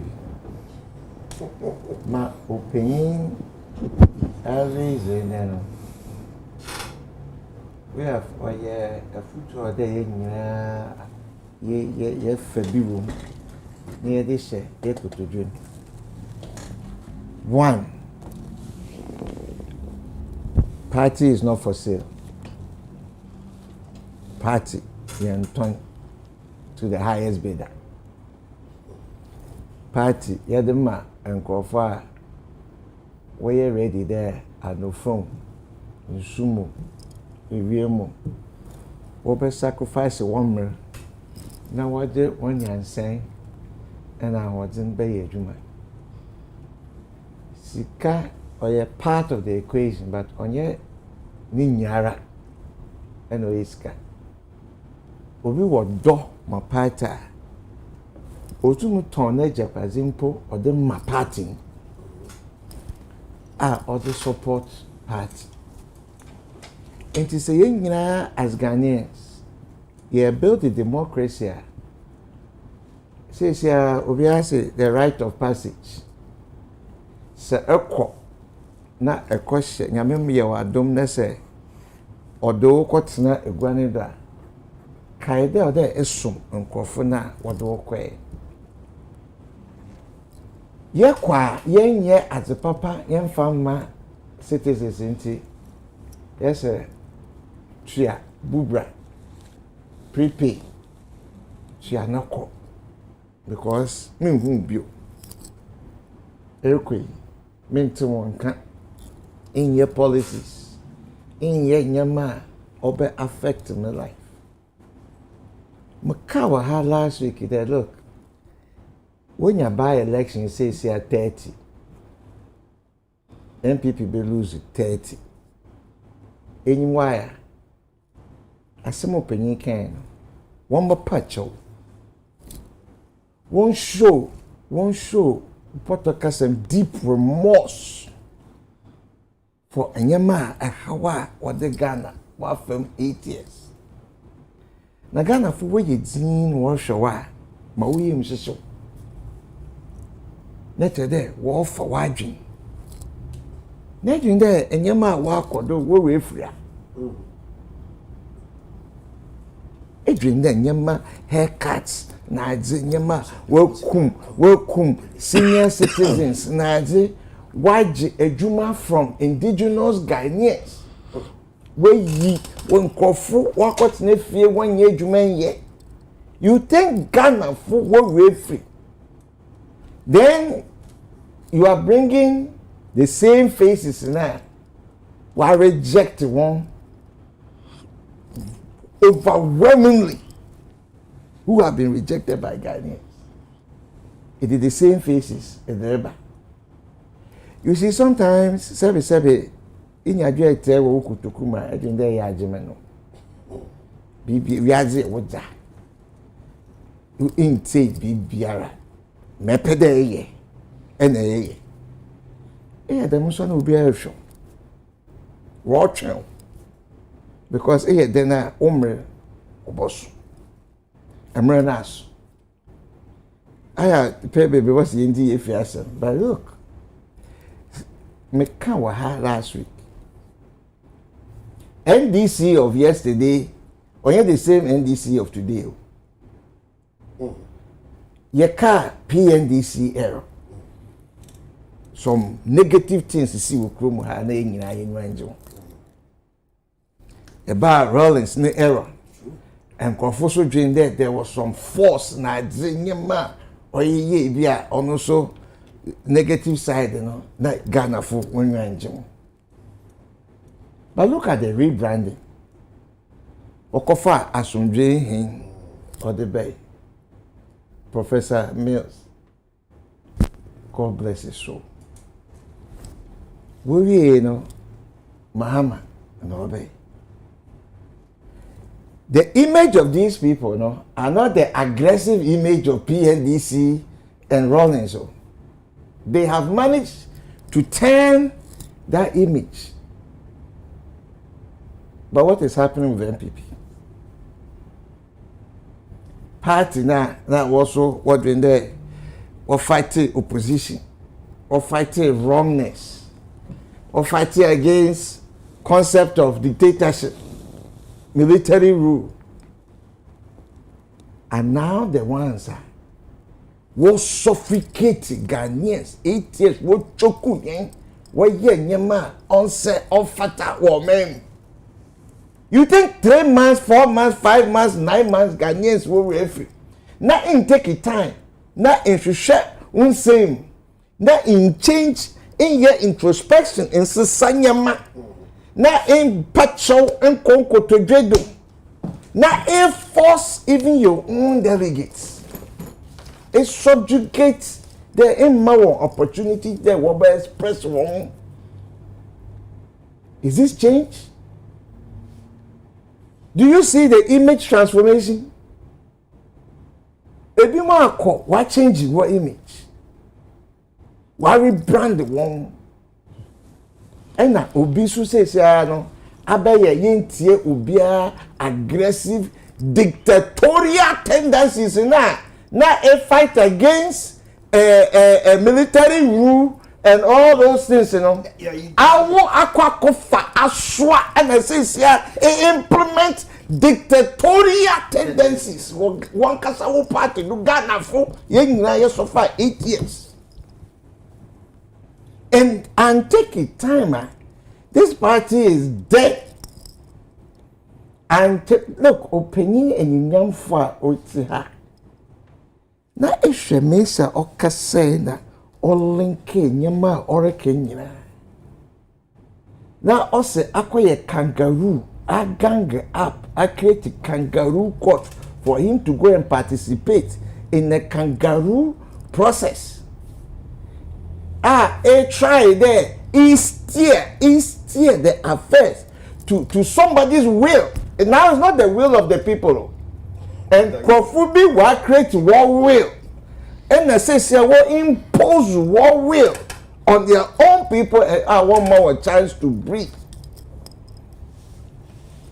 Papa is also a competitor or a history of competition. The rules are fairly applied. He doesn't mind. Or you're ready there or sacrifice no more. But since you corruption katasena prayer in the MPP maladministration that one kasa worker there,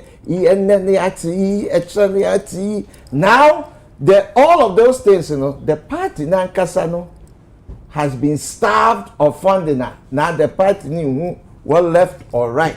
Says a party member now. Womonka awa a competitor MPU say presidential or the case show party no. Says no party now be a poodle of those who have the financial muscle to control them. You say this kind of yes wabum the chira no premise no on your right Debbie this wabum the chira first you know is the will of the people. You see, say they will find a way for you to go and read.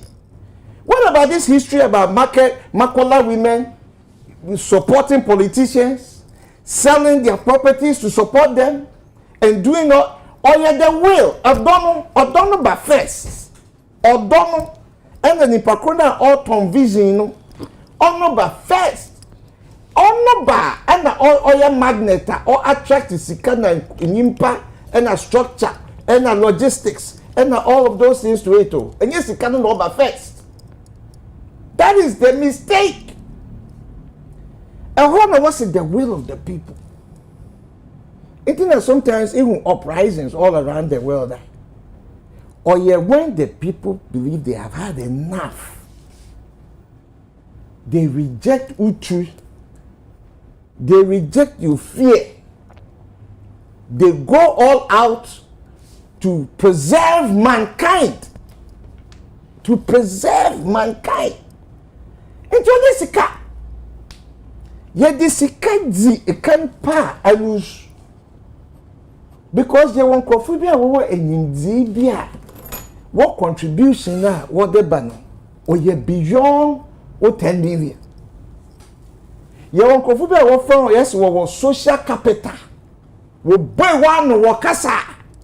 A dumb day and yes, you can't know what they or yeah, what relationship to the community, what relationship to the people, what sacrifice and Kofunya Tima, a donor at the channel and Kofoso, what they will replicate that donor and the wood witch, and they are willing to die for you.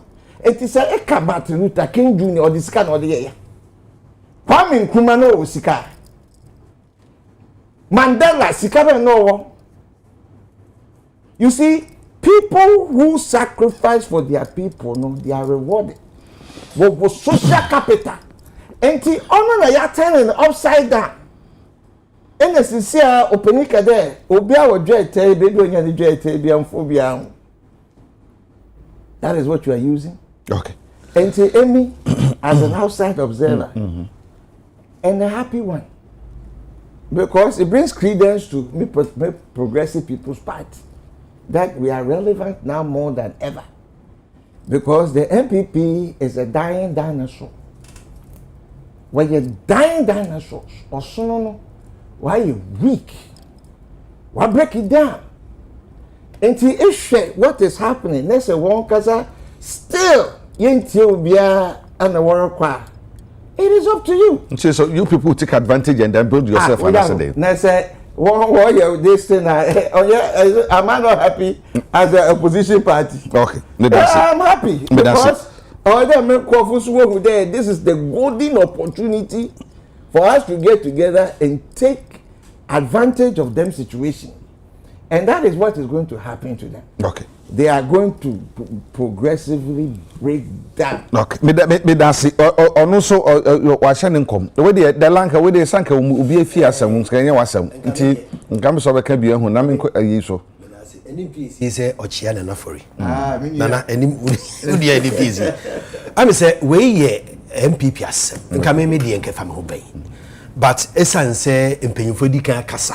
Na wo mo fi o party no makan kakra me so me wo no me fan to it me nche kra aketu e edikan wo for the national executive a o party no mu no ye bo wo mo sobo se ekwan ya ye fa so manipulating no mama ba o ya be flag bearer no sa nkrofo na de wo dan wo they will not change, they have not changed and they are still the same. Wo mu nim se se ye ko to aba MPP delegate because say the party na ko power and up from power to opposition. And you better be tia wom. And the time wom ye proposal say ye prime minister in term ye flag bearer, they all agreed because what they want to safeguard their interest of being party executives. And the Jesselyn Kodia Nana B no Mustafa no nyina call election no lose neck. And the same people are the people who are spearheading this primaries. Over Ekwanya Sebi Ekwanya MPP fa so de yi Paul Afoko ene Kobene Japan. Sa kwan no so an ye fa ye de Baumia de bremu. Ekwan strategy no ano no. Omo ye wie ye no. Baumia presenting as a flag bearer in some polling stations in the northern region. Onya 30, onya 0. 30 polling stations, onya 0. 4 regions, when you one MP. 4 regions, not a single MP. In 4 other regions, onya only 1 MP. Now, instead of the party analyzing the result and looking for a candidate we cannot dent, we cannot yet mean say no. Me the empire na me bo fa me sira wo bebre. me mo de ka me nko adela dem nko ade ya ne NDC fo a empire ye bo ye kata ye ne ye bo empire mo fra mo fa ba wo mre ye ba wu mia mo fa no mre ye esan se ono na ene na koda ono de akufado ye wa na ben mo de subo bo no ye wo ye de kobo na wo de kobo credit Japan wo ye de kem Brian Champion ye betumi de subo a wo akufado ye nyina bo because o ye cabinet minister the same subo ye betumi de abo edutum but wo ye de credit Kennedy kan ban no that won't mean pese ye de ono beba 7 ye fa ba omia na mre ye na ye kwhwese sa 13 police station na wo northern region no a o ka so be deliver northern region no a o konya 0 no sa nkrofo no be sesa wo madwen aba to ama no a na ye hwe I don't know how all right chief police stations unya that's what mfa ne mai contest cyber kwa ba ko munya to empire na me o sa mfa ne mre mu okay boko we dan say ebo let me say we de mu na wo na o free mu ena kwa bi so be san de wako enti mi nu dan beko de ye wada ni mu kan ye said de insem makoni na so makoma nan a ogina so edisi gina se one contest bi no eti o saying kobi kasa ye no o kasa de fa favoritism bias bi e course so niam ba kominu miensa bi streaming ena anyimadu be yi ano se enya saneti almost start so mu yi na omu hu ya prak omu twa so na so kobi so esanche se omu yi nyina ma ne si omu wie ya ansa na nkofo complaining ansa na omu etwe akofo ma ye free system die nkoma akoso nyina ma menti o sense wo fi party ni mu na ye obebi e wenti no mama 10 minutes eja that's it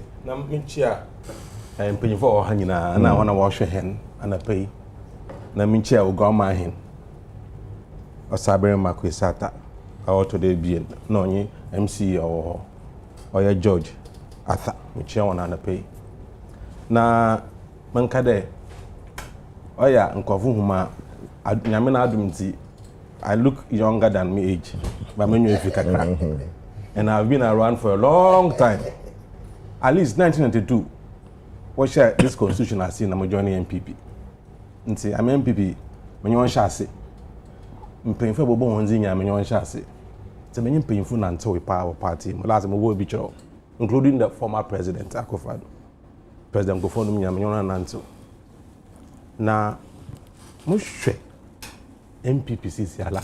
In fact, when opinion kasa, Kobere kasa, I was almost in tears. And the reason is, say 92, basically President Kofone time. Now I'm falling into coma. You know, let's see I'm on your toya. No be catch him that this is MPP. MPP also is there all in day. Only MPP can mean jinzi. Da, I'm telling you. And current MPP na, yes, in your door, a pay yes summing. Feel more. Yes, summing, you know. On in the MPP, one sacra.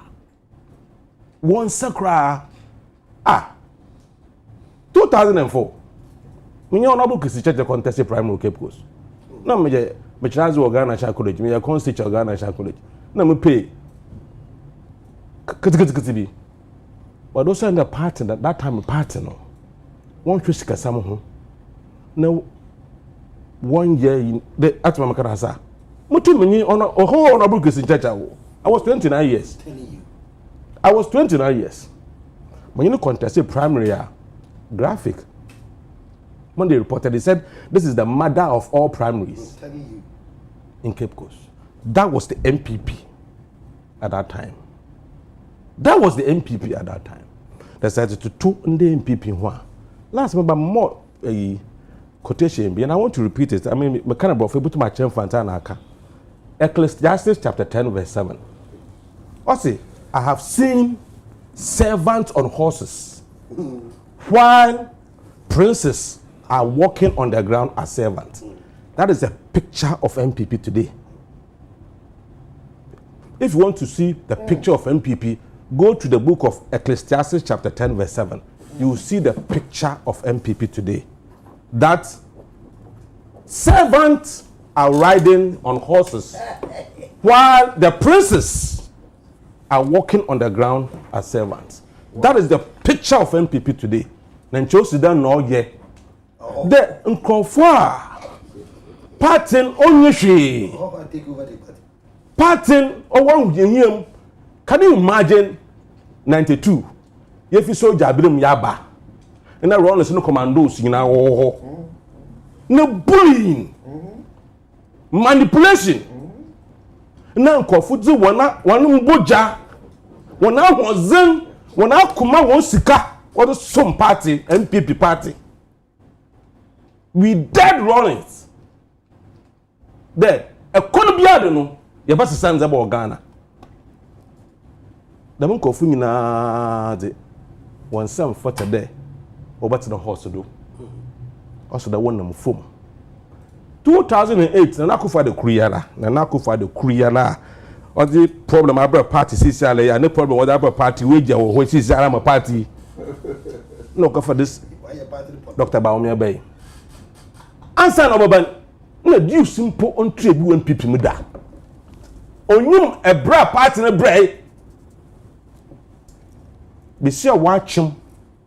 When you say 9 months, watch him while one.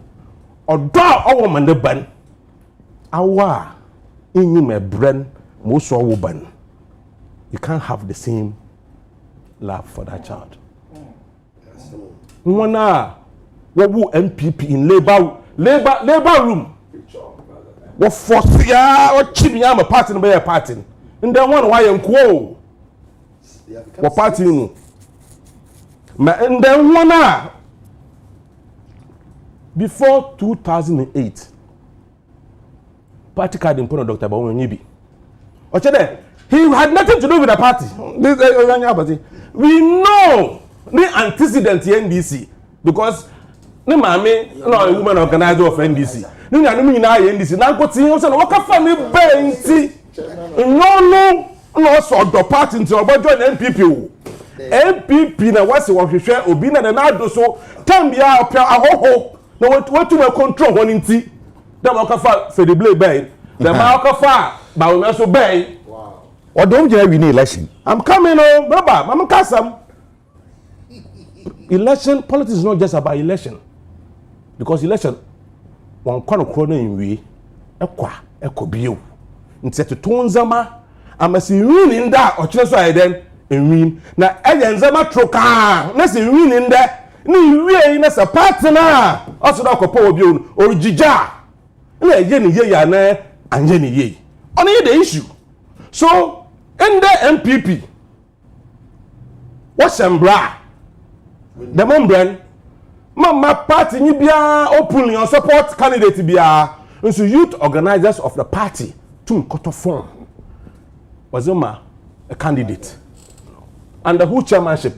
Is it Darocha? My uncle Darocha? Is it Peter Lagete? Odoy Sachs? A young one who I do no, but the bad you will see. Look at explanation, yeah, I been to be free to Duke. Animo say afraid. Explanation be or justification. Party platform. Today, be what you be no. What is it because of one election? What will you? Oh, what was voted long time ago? What a manifestation of the result. Now, sure. Mama Kasam Cho. What about two primary no? One of the things that Mr. Lanchaman did about one people. Also, the problem are yen Alabama, what to delegate album Nazan. Until Nanka said to Sika personally, or the general secretary. There, the Missike, what for your albums in I'm election about why you free and fair. Otu esko. Njem Bugo was born. Nti me brother Kobi Orkan sika ona book in Japan o tuya ma party or boade was won't party foka o Canada simotua. Oh okay a conference won sika o Canada simotua. the majority original was akoma pa na oziri yo because Kennedy okoma ye wo party 92 na nche Kennedy no onye Dr. Bawumia wo pere as wo MPP ma we treat Dr. Bawumia as prince and Kennedy as servant one then one bin servant and prince and in what a contest near call before nomination paper. Yes. Nomination form 100,000 Ghana cedis. Or file 500,000 Ghana cedis. Development fees 4 million Ghana cedis. 4.6 million Ghana cedis. Which cut across will be yes. No.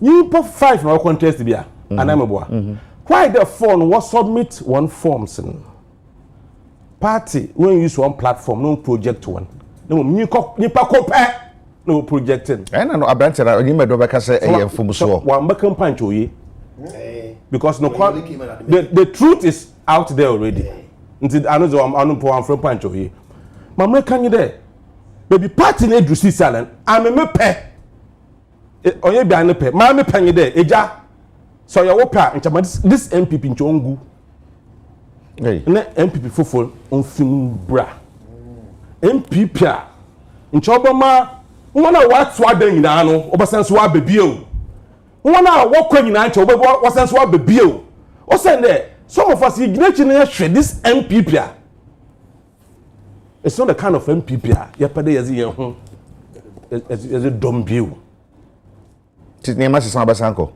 say Mrs. in the MPP so ogu I am papa so ogu that's MPP for free be film oba man the same MPP na chance no peperiye nukozi there obiawo equal opportunity in the party respect for elders in the party so the mazena MPP akon so obediewa e join embre because in there those values and principles you know I remember last time I cast be and then I kind of had that.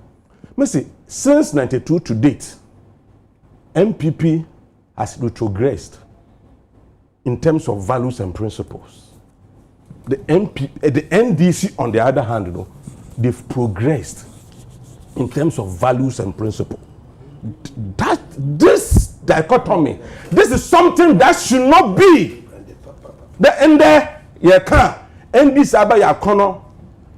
The middle class we used to have, the intellectuals we used to have, they've all left this party, and it looks as if they say in command.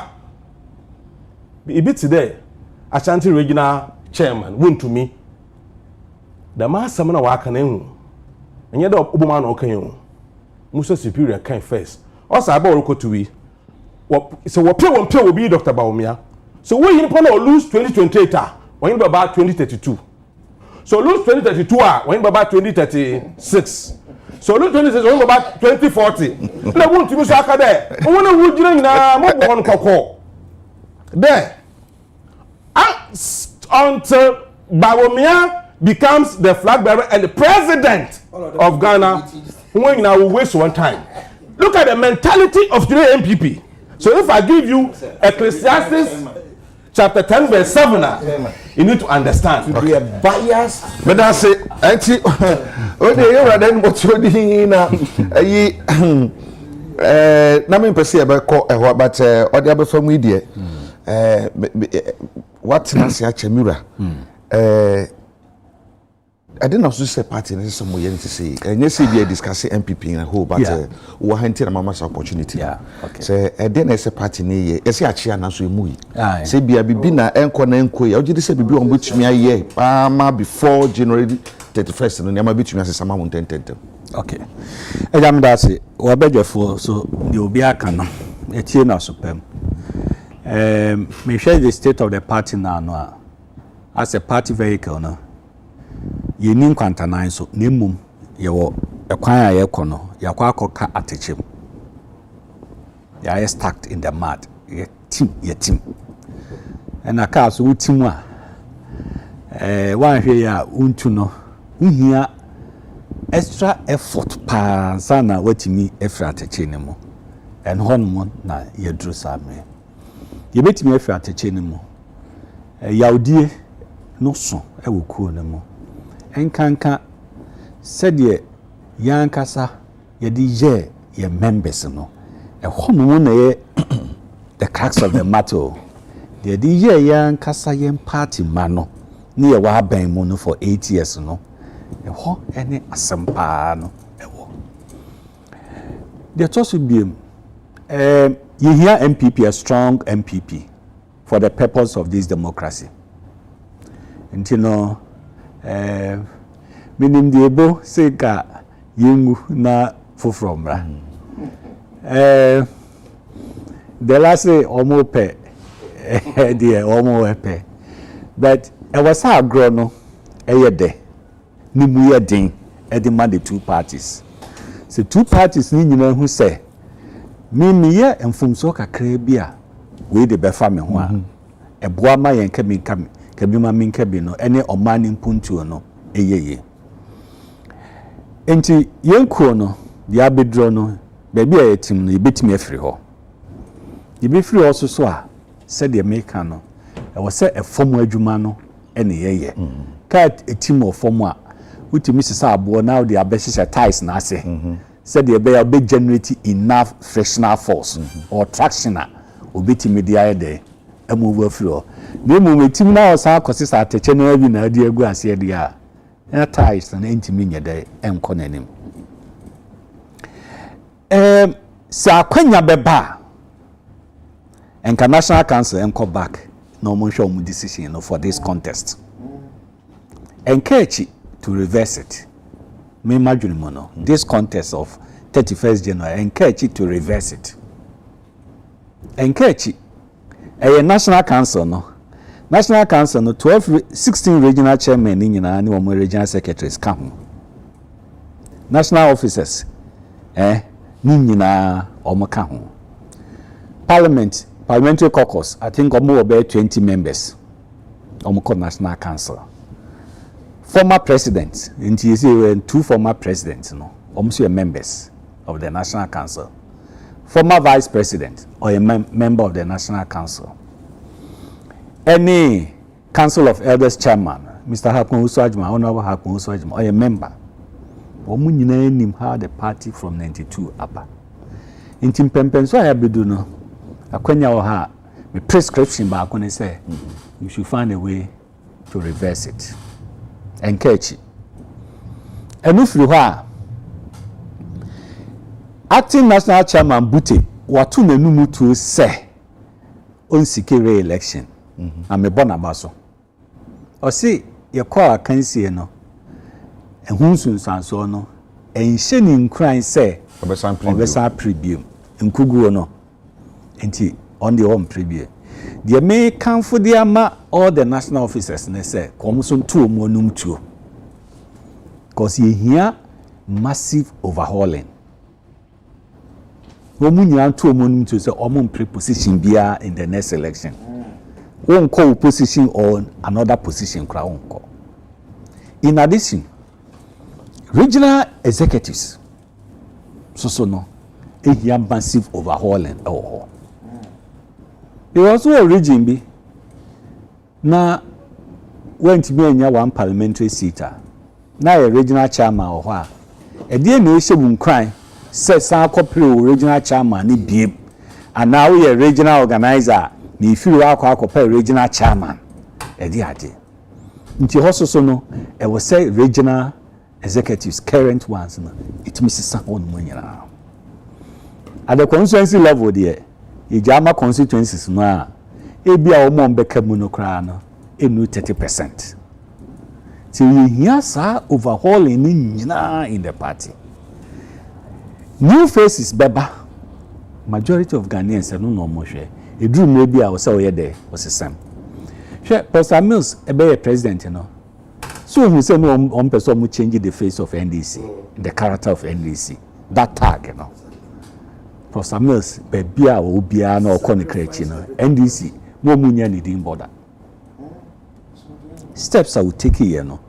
Or dem mabunu bi ba mu sign, you know. The strength and Adwa Mahama gina so.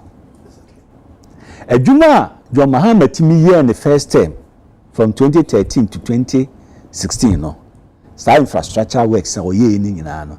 Na ne fapem a foundation, strong foundation Posa Mills a setting the man no. Inti Yesu aba bedu sam pempenso ya. I was see timi ye there e dan ye ho. Na me fan kan mesusu say enura asam a meti say MPP regional chairman Bernard Ntwibosiako na Ashanti region kase Dr. Baumia ma meye president a obi a waka bia no na Mr. Lanchremanti a woni party mo ko boni din akoka asem o boni din aka asem ayede o sha manfo abufuo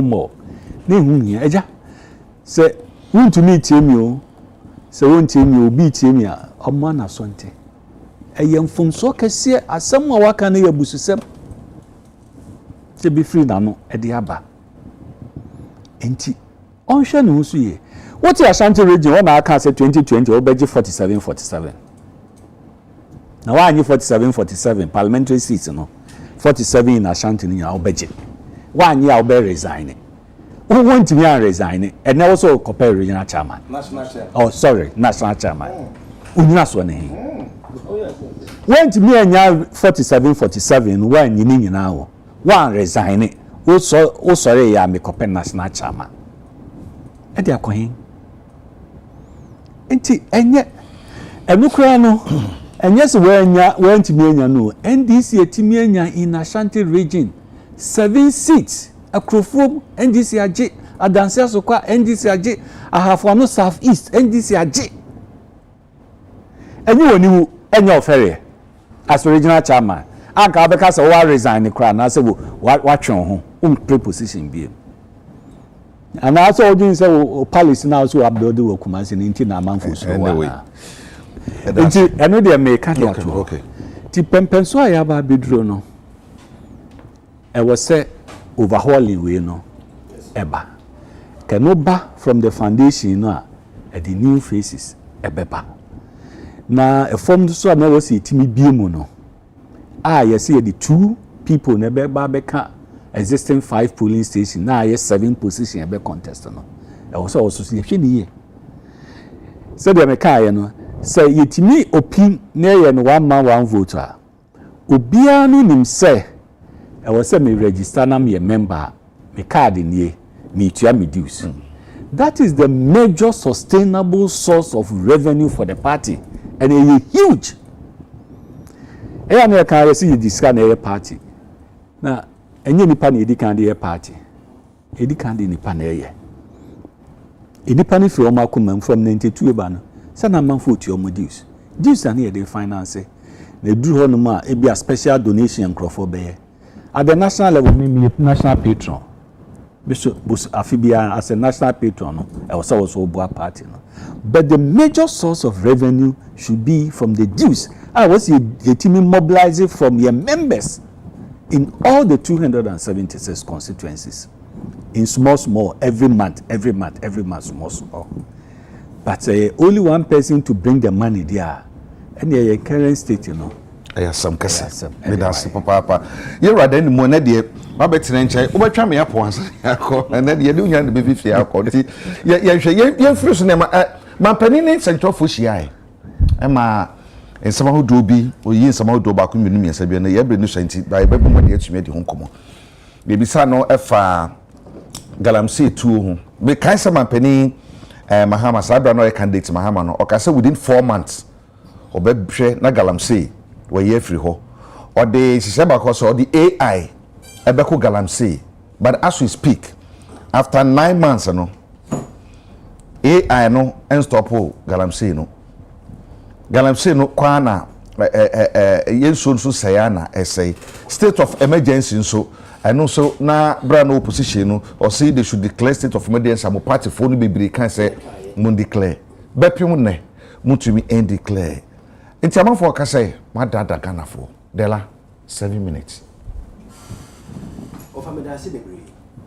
Na meka say galamsey kono ye ko a aban we issue political will say ebe konia kuni edikai omampanyina gidika abo na man abai mu mpanyifo nyina say you cannot be a minor in his government Emma allegations be by say a tax force be a woman go round one more harassing companies or more licenses omampanyina tie me abo nipa mienu din honorable Yamin ne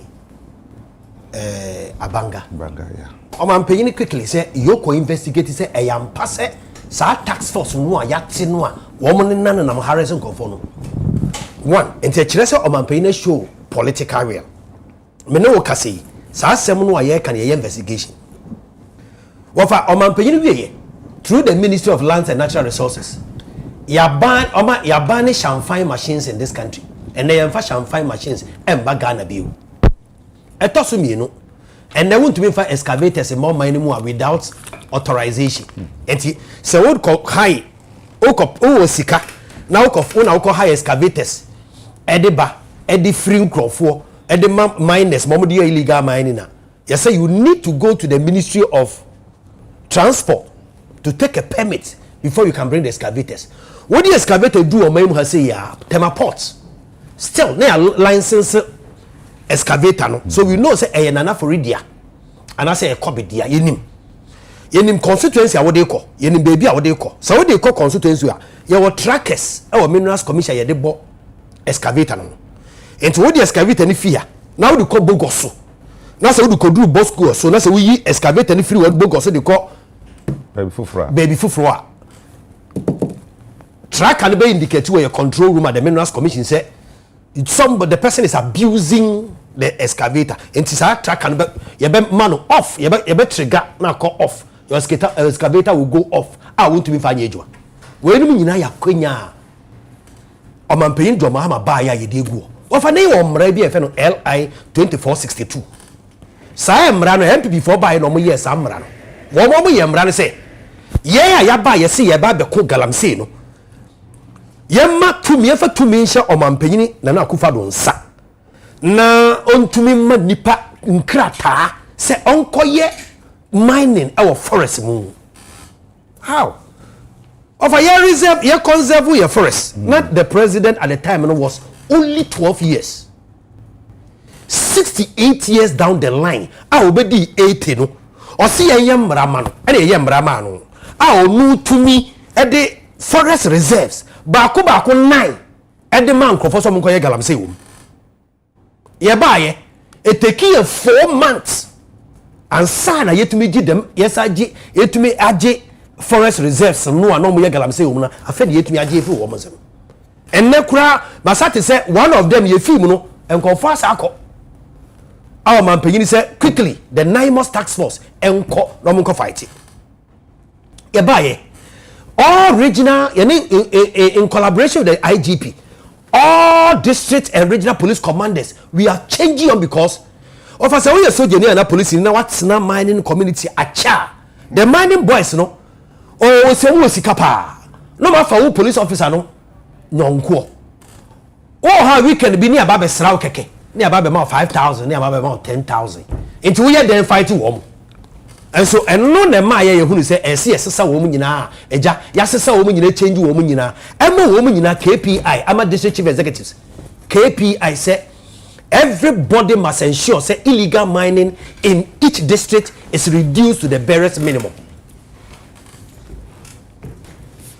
and to offer ohwa akwanya NDC ba ye odiagu akwemu a efe offer blue water gas SCZ 900 water pumps. The blue water guards, they have seized 900 pumps.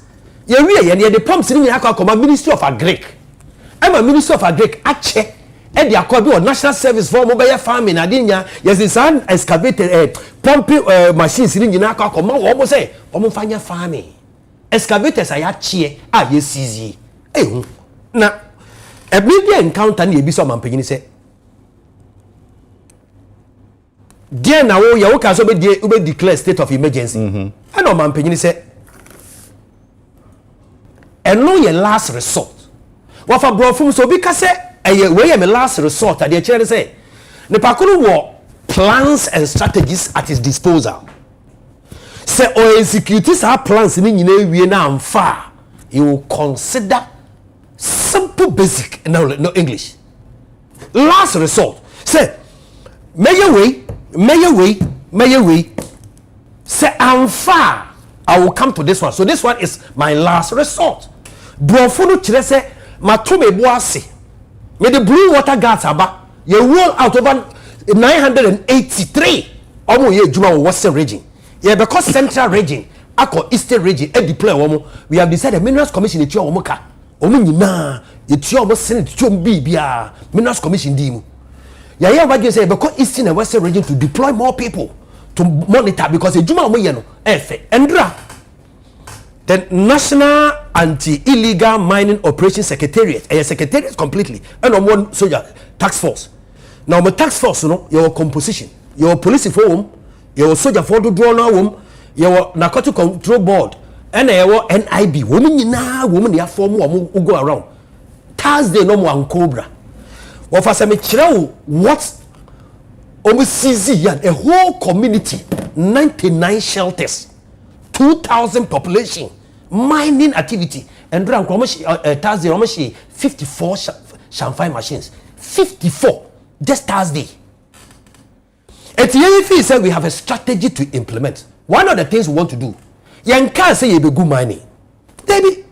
Yanka opposition say you be good. You say we will encourage responsible mining. But Ayensu River is one thing. Ayensu, me no kasai. I say I use the central region. It's a man for war refugee district in Nekakra. And I'm saying exactly. But they say no. Kojo talk within 3 months in India. I say no correct. Udika say deployment of the blue water guards were mainly western region. And I make us say I feel you central and western. And you do central region, but I think say quickly what can we see me catch 9 months. Say woman deploy woman troops to the central region because and run video be I will be say wakako say nsuo be nsuo na employer ye clay. Yeah. What it means is say your problem what make us mention. In the year 2020 alone 1 year MPP former alliances 824 a year mining licenses 824 from Ghana Mining Repository and you make a go there and go and check. That is our website. In the year 2024, Omama license is 614. If the MPP you see 2 years. First year 824. Another year 614 licenses. Offer.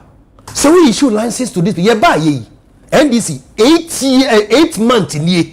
We have not signed a single license to anybody. 8 months. Now the idea is say people have moved to the Minerals Commission. They have brought application. They want to go into mining. But we say we have a problem. We have not been able to solve the problems created by the previous government. Why do we issue another license? It's 8 months you call the minister in office because the Minerals Commission will recommend the documents and then the minister will approve. A table so ya ma. The minister the table so ya ma wo. Now, with the change of chief executive and the reassignment of the chief executive, it means that all those licenses are supposed to come back to the Minerals Commission for the new chief executive to endorse before the minister can sign. In a whole year, you issue license here. It's one more license 824. Dako 614. Second 2024. No, one they creative problem. Not 2 years solve. The problem is overwhelming. But Kwabena say you took last 2 weeks now. The Western North region, Bibieni, Sefuyoso, Cherano, Akontombra, Bodi, na minim ho nyina. Was a ura license mining company. Na so ura galamsey site. It is difficult to know the difference. There's a mining na mpo yenim ye o. Obi asori no tutu fam keke. Because woman nyina tutu fam. Then you have to be a cooking ya ba na yi. Ya ba ko sir, we efforts see one of them is say yeah the BBFN cooperative mining. Eba. Na nya bi na MPP for koye community mining ya. Omo ye MPP ye community mining. Nti mu cooperative from dey ba no. Eno na nya the same MPP community mining no ye hu dey free mu ba e. Mu so mu dey amudi bay. Mu ka na dey so be wiase na the same thing na wo mu so mpakoye. Nti ade ti na ye hwe na ye civilizing na ma nyina wiase na ye be civilizing. The ANC ye pese ye dey mra ye adwuma. Even mining companies ko ma license no omo mining no. Otumu se waje license nso. Otu mines no otu gold no wo popo bi so. Ohohuru nsuo no a instead so be set up a pool ma nsuo na kogu no. Nsuo to me tene sa be 600 kilometers na ka kogu obi nsuo bi mu baby. Nso waje license. And all your mining no. Nanso eko. And the problem is huge. But I think say we have the political will to deal with this. Okay. And I think say the president and the minister for the sector must be applauded. Say and no more media go akonye mu a wo mo yemi say very soon we should be able to surmount the problem. Dinasi. Kobi. We share okunya me say nyene waka ntina so no 2020 and 2024. We share sa in mienu na license 1218 and mining licenses are my team for say 1218 licenses are say ka say nipa ni nyina akwakoye adwuma enya sanketwa abo mo shebo when they are in opposition and penye say asamo no ne kanko ne yonko yes wo de wano don wira ebi wo septa frache say obi wi adwe a so na so dwe de metumi etike say wi adwe a say me de etie wi adwe baka so adwe de metumi awe fakosho ododo mu na hwe wo mo kan state of emergency o 4 months betumi ayo ye the AI o bibieti ne ho anyeti. That's it. Now, I think so. Let's start free the issue of say MPP4 issue mining licenses, mining periphery. I'm say galam say asem no. Bibia asem by na namhosa na meba na Mr. P say na meba na me say. And so say the galam say di nya e wo Ghana ha ene ye Dutch no enye easy. Say be amete kra ni nsuo mba. Bibia just say oto nsuo. Bibia so we calculation of say the number of times I be a tons you cry more fellow tank via 300 cedis. Compared to saying how Obenya Ghana water nanke difference. But when they ban no cry no. Say Obenya be crowd they bro no cry ma water no cry so see a problem. But a bit master ya no panan so adi guy cry na unibi. Now the problem with sa issue say your mama for licenses be no. Me sure me gidiem no enya no na ye the fapem of our issues with mining. Nanka license cra de and can the papa more can the chese we de abaya ginatum na abaya won hye e bia maybe hye bia so odinzi adwuma na abaya ni dinachi me ka say sisa o but ene kwa say my licenses no galam say na nkoso ana eno cra de obitimi kofa or the excavator kusi ba bia or test kakra no the excavator kusi ho na wa start itu. Into the problem say MPP time ye ma 5,000 e no cry any problem ke no cry there kamisusu yem no e record the chese no dey at least aban wo omo mining information na aban etimi tracking who say we ni na yama omo tumi so omo mining na hu hihye da ho nie as compared to the only aban paper only aban hwe a otu enka me de me susu yem cry there the aban ma na paper na ondi mra so no en kan de no ye e chen de oni pepa bia akra na wakosi ni ma no nioma na galam say ni issues no oh me ya me pese e be fa de fa na partisan a enwie because bia no we akofa na we say NMPP the LI 2462 e by LI 2462 and I no pay me ba show you say we here intimi shada we dey na ka wo hwemu pa en kenye ne bonus ntia LI 2462 no so wo hwe oman bia minerals bi okra na friend critical minerals get me bo oman enti yes forest ni de nke nisin ke mo bi aman ne but so wucha na sakra na in times ni say create exception no na ye ntimi create sa exception no e may be a good year bi ho a there was some specific methods bi bitimi de aman ne amana bo oman no na ye ntimi anye eno na nka we no nke mra no de to say we no you take these certain precautions there nye no create even the man better ho no Emra no so jinja amanfo ama omkwaje license na emra no ne de eka no omonye ba ko bisa no obeka che say me license ho na ebi a wo hwem no obeka say ne ye repeal kra ebi like benefits bi a enka you ultimate responsible mining within the forest for a very limited purpose na ke be bo mine no ye hwe ne say obi a beka say omo krata na krata no say be say the sink is emra ne nhyehyeye sink de to ye fa to de enka ye njai kra eno kra no omo ni krata no bebie susu kwasem forest e mine say no okay say about 9 forest reserves or ha e no okrom ha about for and okay say 9 forest reserves about for sure.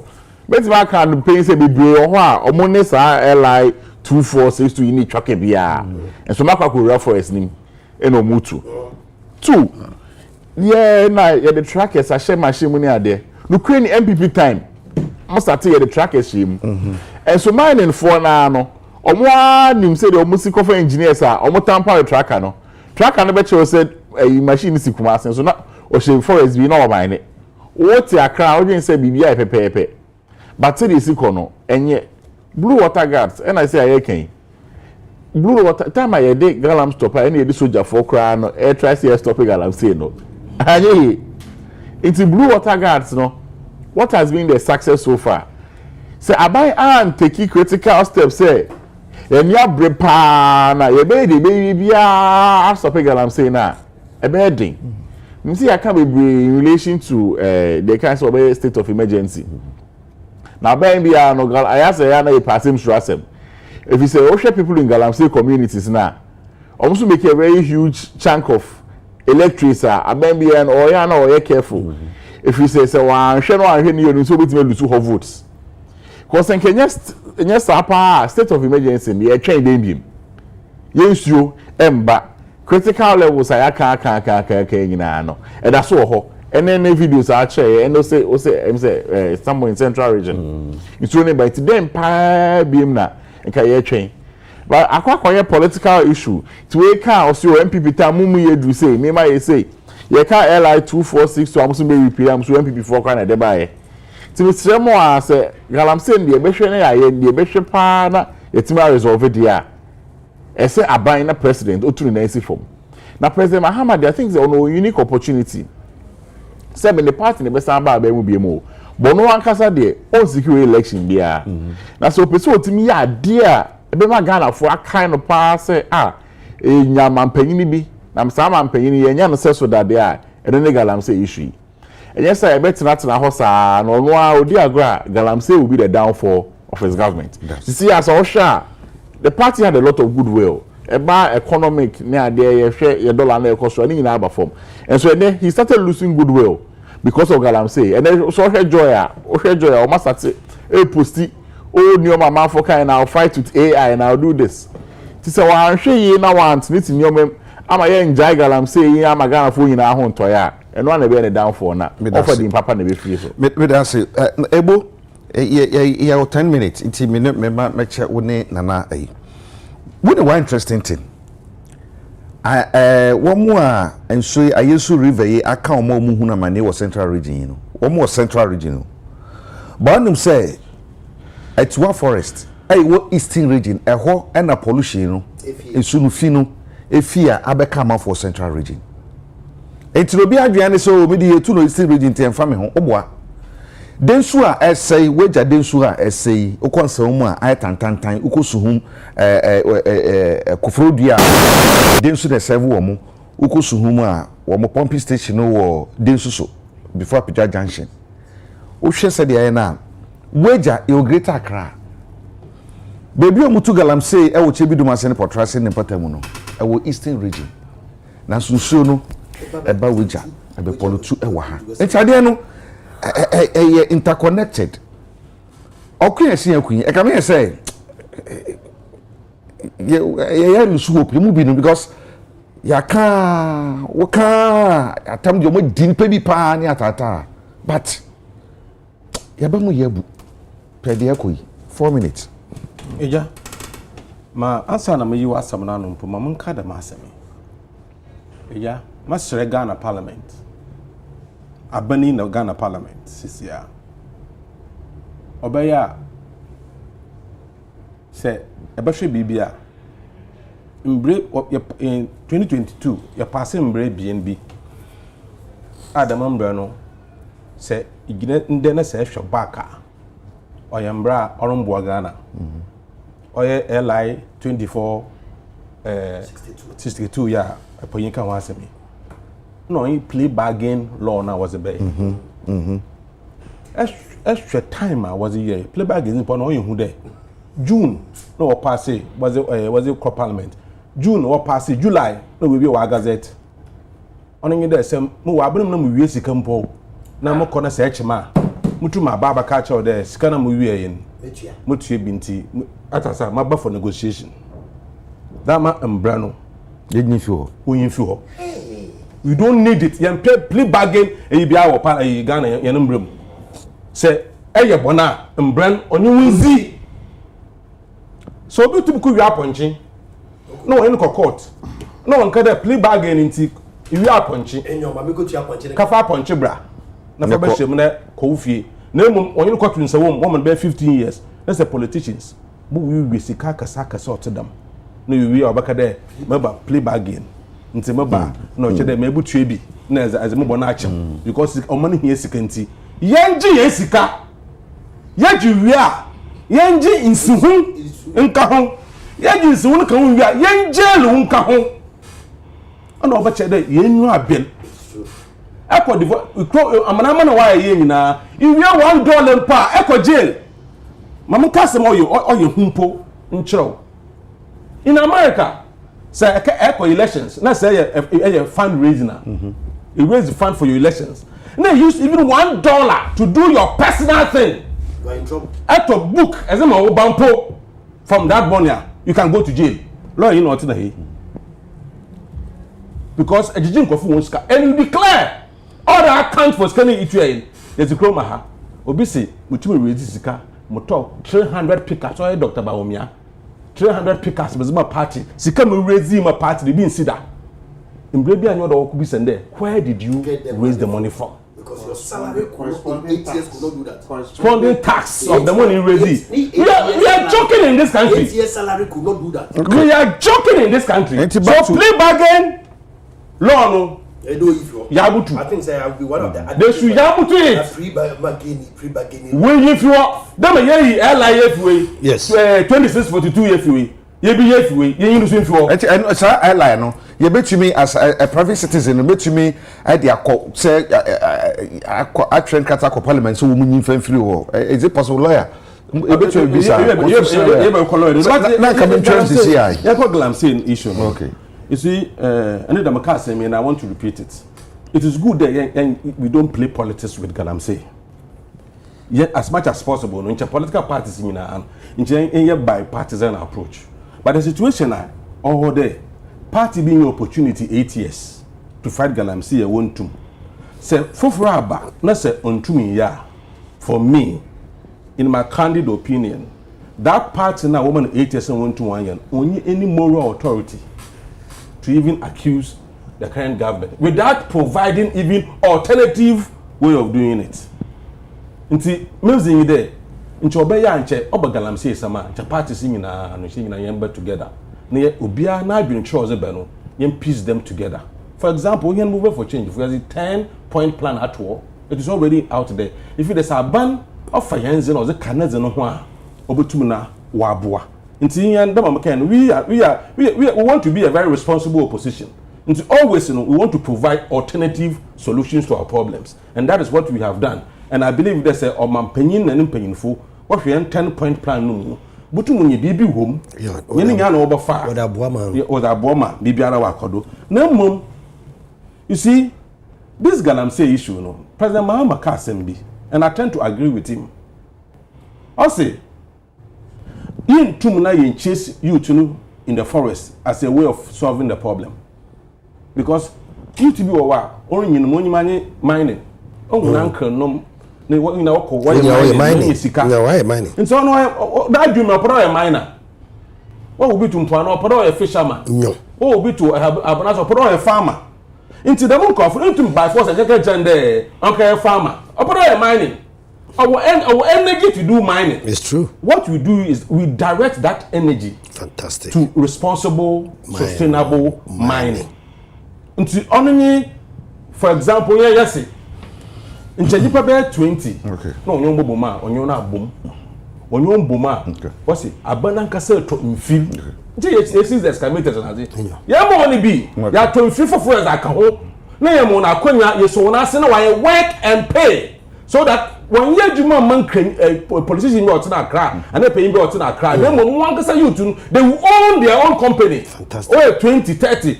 We want company one can say be shareholders. All one ones are be employed. Abandon more management. Papa, what you want? That's exactly what we want to do. A cooperative mining. So yes, the difference is that what is a cooperative? But let me. I can't learn without talking about 9 months. Let me tell you, I have had the opportunity to engage with some of their leadership. I'm telling you. Say, Abeni Pade to succeed with Ganam Seya. Find them a little bit. 9 months.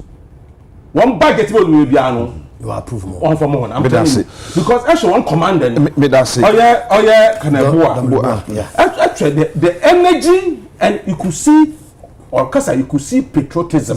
Yes. And, okay. And the politicians should stay off 9 months. Me that say. No 9 months one you. Na she enkomo ye di be kasa agra de bia na me kan be statistics Galamsey once more than 15 years ni na me de bia me kan be practical obi a mahunu se de nso tie nso na sei ama no nso ni bi de news ofi ha nso ne because ukojina kwa hu se hu ni e de nso until adaka brefem eja bre mo eja de nso na se for no I was fighting for those things na be agree politicians in the no and some that can I'm there disjoint in your I'm there will go board or record a number of tons for gold or they support the government's budgets and activities. Come back. Galamsey has been with us since Ghana was Ghana and Gold Coast. Before, no propaganda of the big companies against individual Ghanaians and also what up the gold maybe what they improve what life. So there was a collective propaganda against Galamsey, not one man here negative. Meanwhile, I say also call mining sites, big mining sites and the Galamsey sites were no different. And so the chase is against Ghanaians also operated were exercise all right. Me, one, no foreigner should be allowed to mine gold in Ghana. And they are doing it. Only number one is to stop foreign participation, we preserve it for Ghanaians. Stop for through responsible mining and guide them to do the work and to be able to get the proceeds for themselves. Communities now where you're mining, there should be special levies, developmental levies for those communities because they are hit directly first with the effects of mining. And see, there must be a deliberate policy that deals with them communities now. We are mining and they are the ones who are suffering the first gunshots at the place. 81 Ghanaians should have the preserve of that sector. If he is saying that he has visited mining companies and then Galamsey says no difference now, why is there the push on the Galamsey? Because it was corporate versus the individual. Yeah. It was corporate versus the individual going in to get some for themselves. And that what manifest. Now say I'm be the heavy moving equipment so on the large scale. So that is not the answer because government cannot on one hand tout the advances in terms of gold and the ability to get gold and the successes of gold board and then go against the Galamsey. So you see that there's a natural connection. Yes. And if it's a natural connection, one, protect our water bodies. Go to them, do the responsible mining. make sure that they stay away. Areas that they are getting close to our water bodies, we are just shoot and kill on site to protect our water bodies and guide them and steer them to areas that we think they can do the responsible mining and for them to be able to benefit directly. Because you see, Ghanaians must benefit, at the same time you must protect the Ghanaians. All right. And the areas that is affecting us and our lives, deal with it. Because one government is holding it on one hand in terms of the profits that is coming out of it. You can at the same time now go that you are stopping the people on the other side. Because we are making but you can guide it. You see, it is the guidance and making sure that there are no go areas. In those areas, you come down unapologetically. You have signed your death warrant. Now you're dealing with it from that point of view. All in Ghana for sure. Okay. Now I'm telling my brother who is NDC sitting to my left, if they are not aggressive on the Galamsey matter, Ghanaians will not forgive them. Yeah, sure. Okay. Because people have seen are living the effects. I think that medical research about deformities and all of those things that are happening as a result of this. We understand the value chain, but let's carve areas close to water bodies that are no-go areas, that are shoot-to-kill areas. Then target the areas that we think they can go and do responsible mining and give mining to Ghanaians. Give mining to Ghanaians. And some way this sanka it to go there and see it. And then minister be no kofa you no mo free baby and the big guga and Ghana for and no mo Western region. Nti yakasa Ghana for the yadane ahoho na umu yadane ahoho na umu adane kromafo sana de na kokwa China for egu bibrebe en fe no mu free bae Yemen obi tumi fi Yemen be tu Galamsey Ghana won na de ne bae enti na de no yankasa yaka ho bi na atuye yara Madam Asi, I read any mood your quarter that. And T. Kobe, I'm one medasi. O create share work in the Japan. Ebu Bokman, who said that's okay. Chair you rather. I mentioned Mamma Casam there. Why you want you there? China for gold is in Ghana. And so one 200 and so one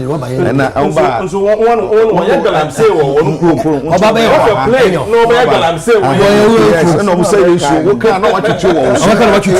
Time cracker. In effect, but the whole thing that I know for it, we need to be aggressive. I don't support shoot and kill. But we need to be aggressive. Because on corporate affairs manager commission. Thank you, my brother. Water bodies. Yeah, the best here. Now, madam, it's na so much to me. Ma yede enadwumedie no ebrem na ansa na me so no ene ohima efiachirewa our prayer house family chapel ne wawoda nti amasapo na ebusuan so mountain kwansan so na Stephanie Odu we secretary Grace Family Congregation Amasaman Stadium Road on say ene won so wodasa efiri na ada kwa yi adom na afi YPG executives any members ni nyina ho say omuma wo intirinkwa pa wie aha na yede ni nyina besi na kantinka KTK we bi obi anopai o se o kye KTK so o hwe nyina na ye nua ba ko bi yi pa o se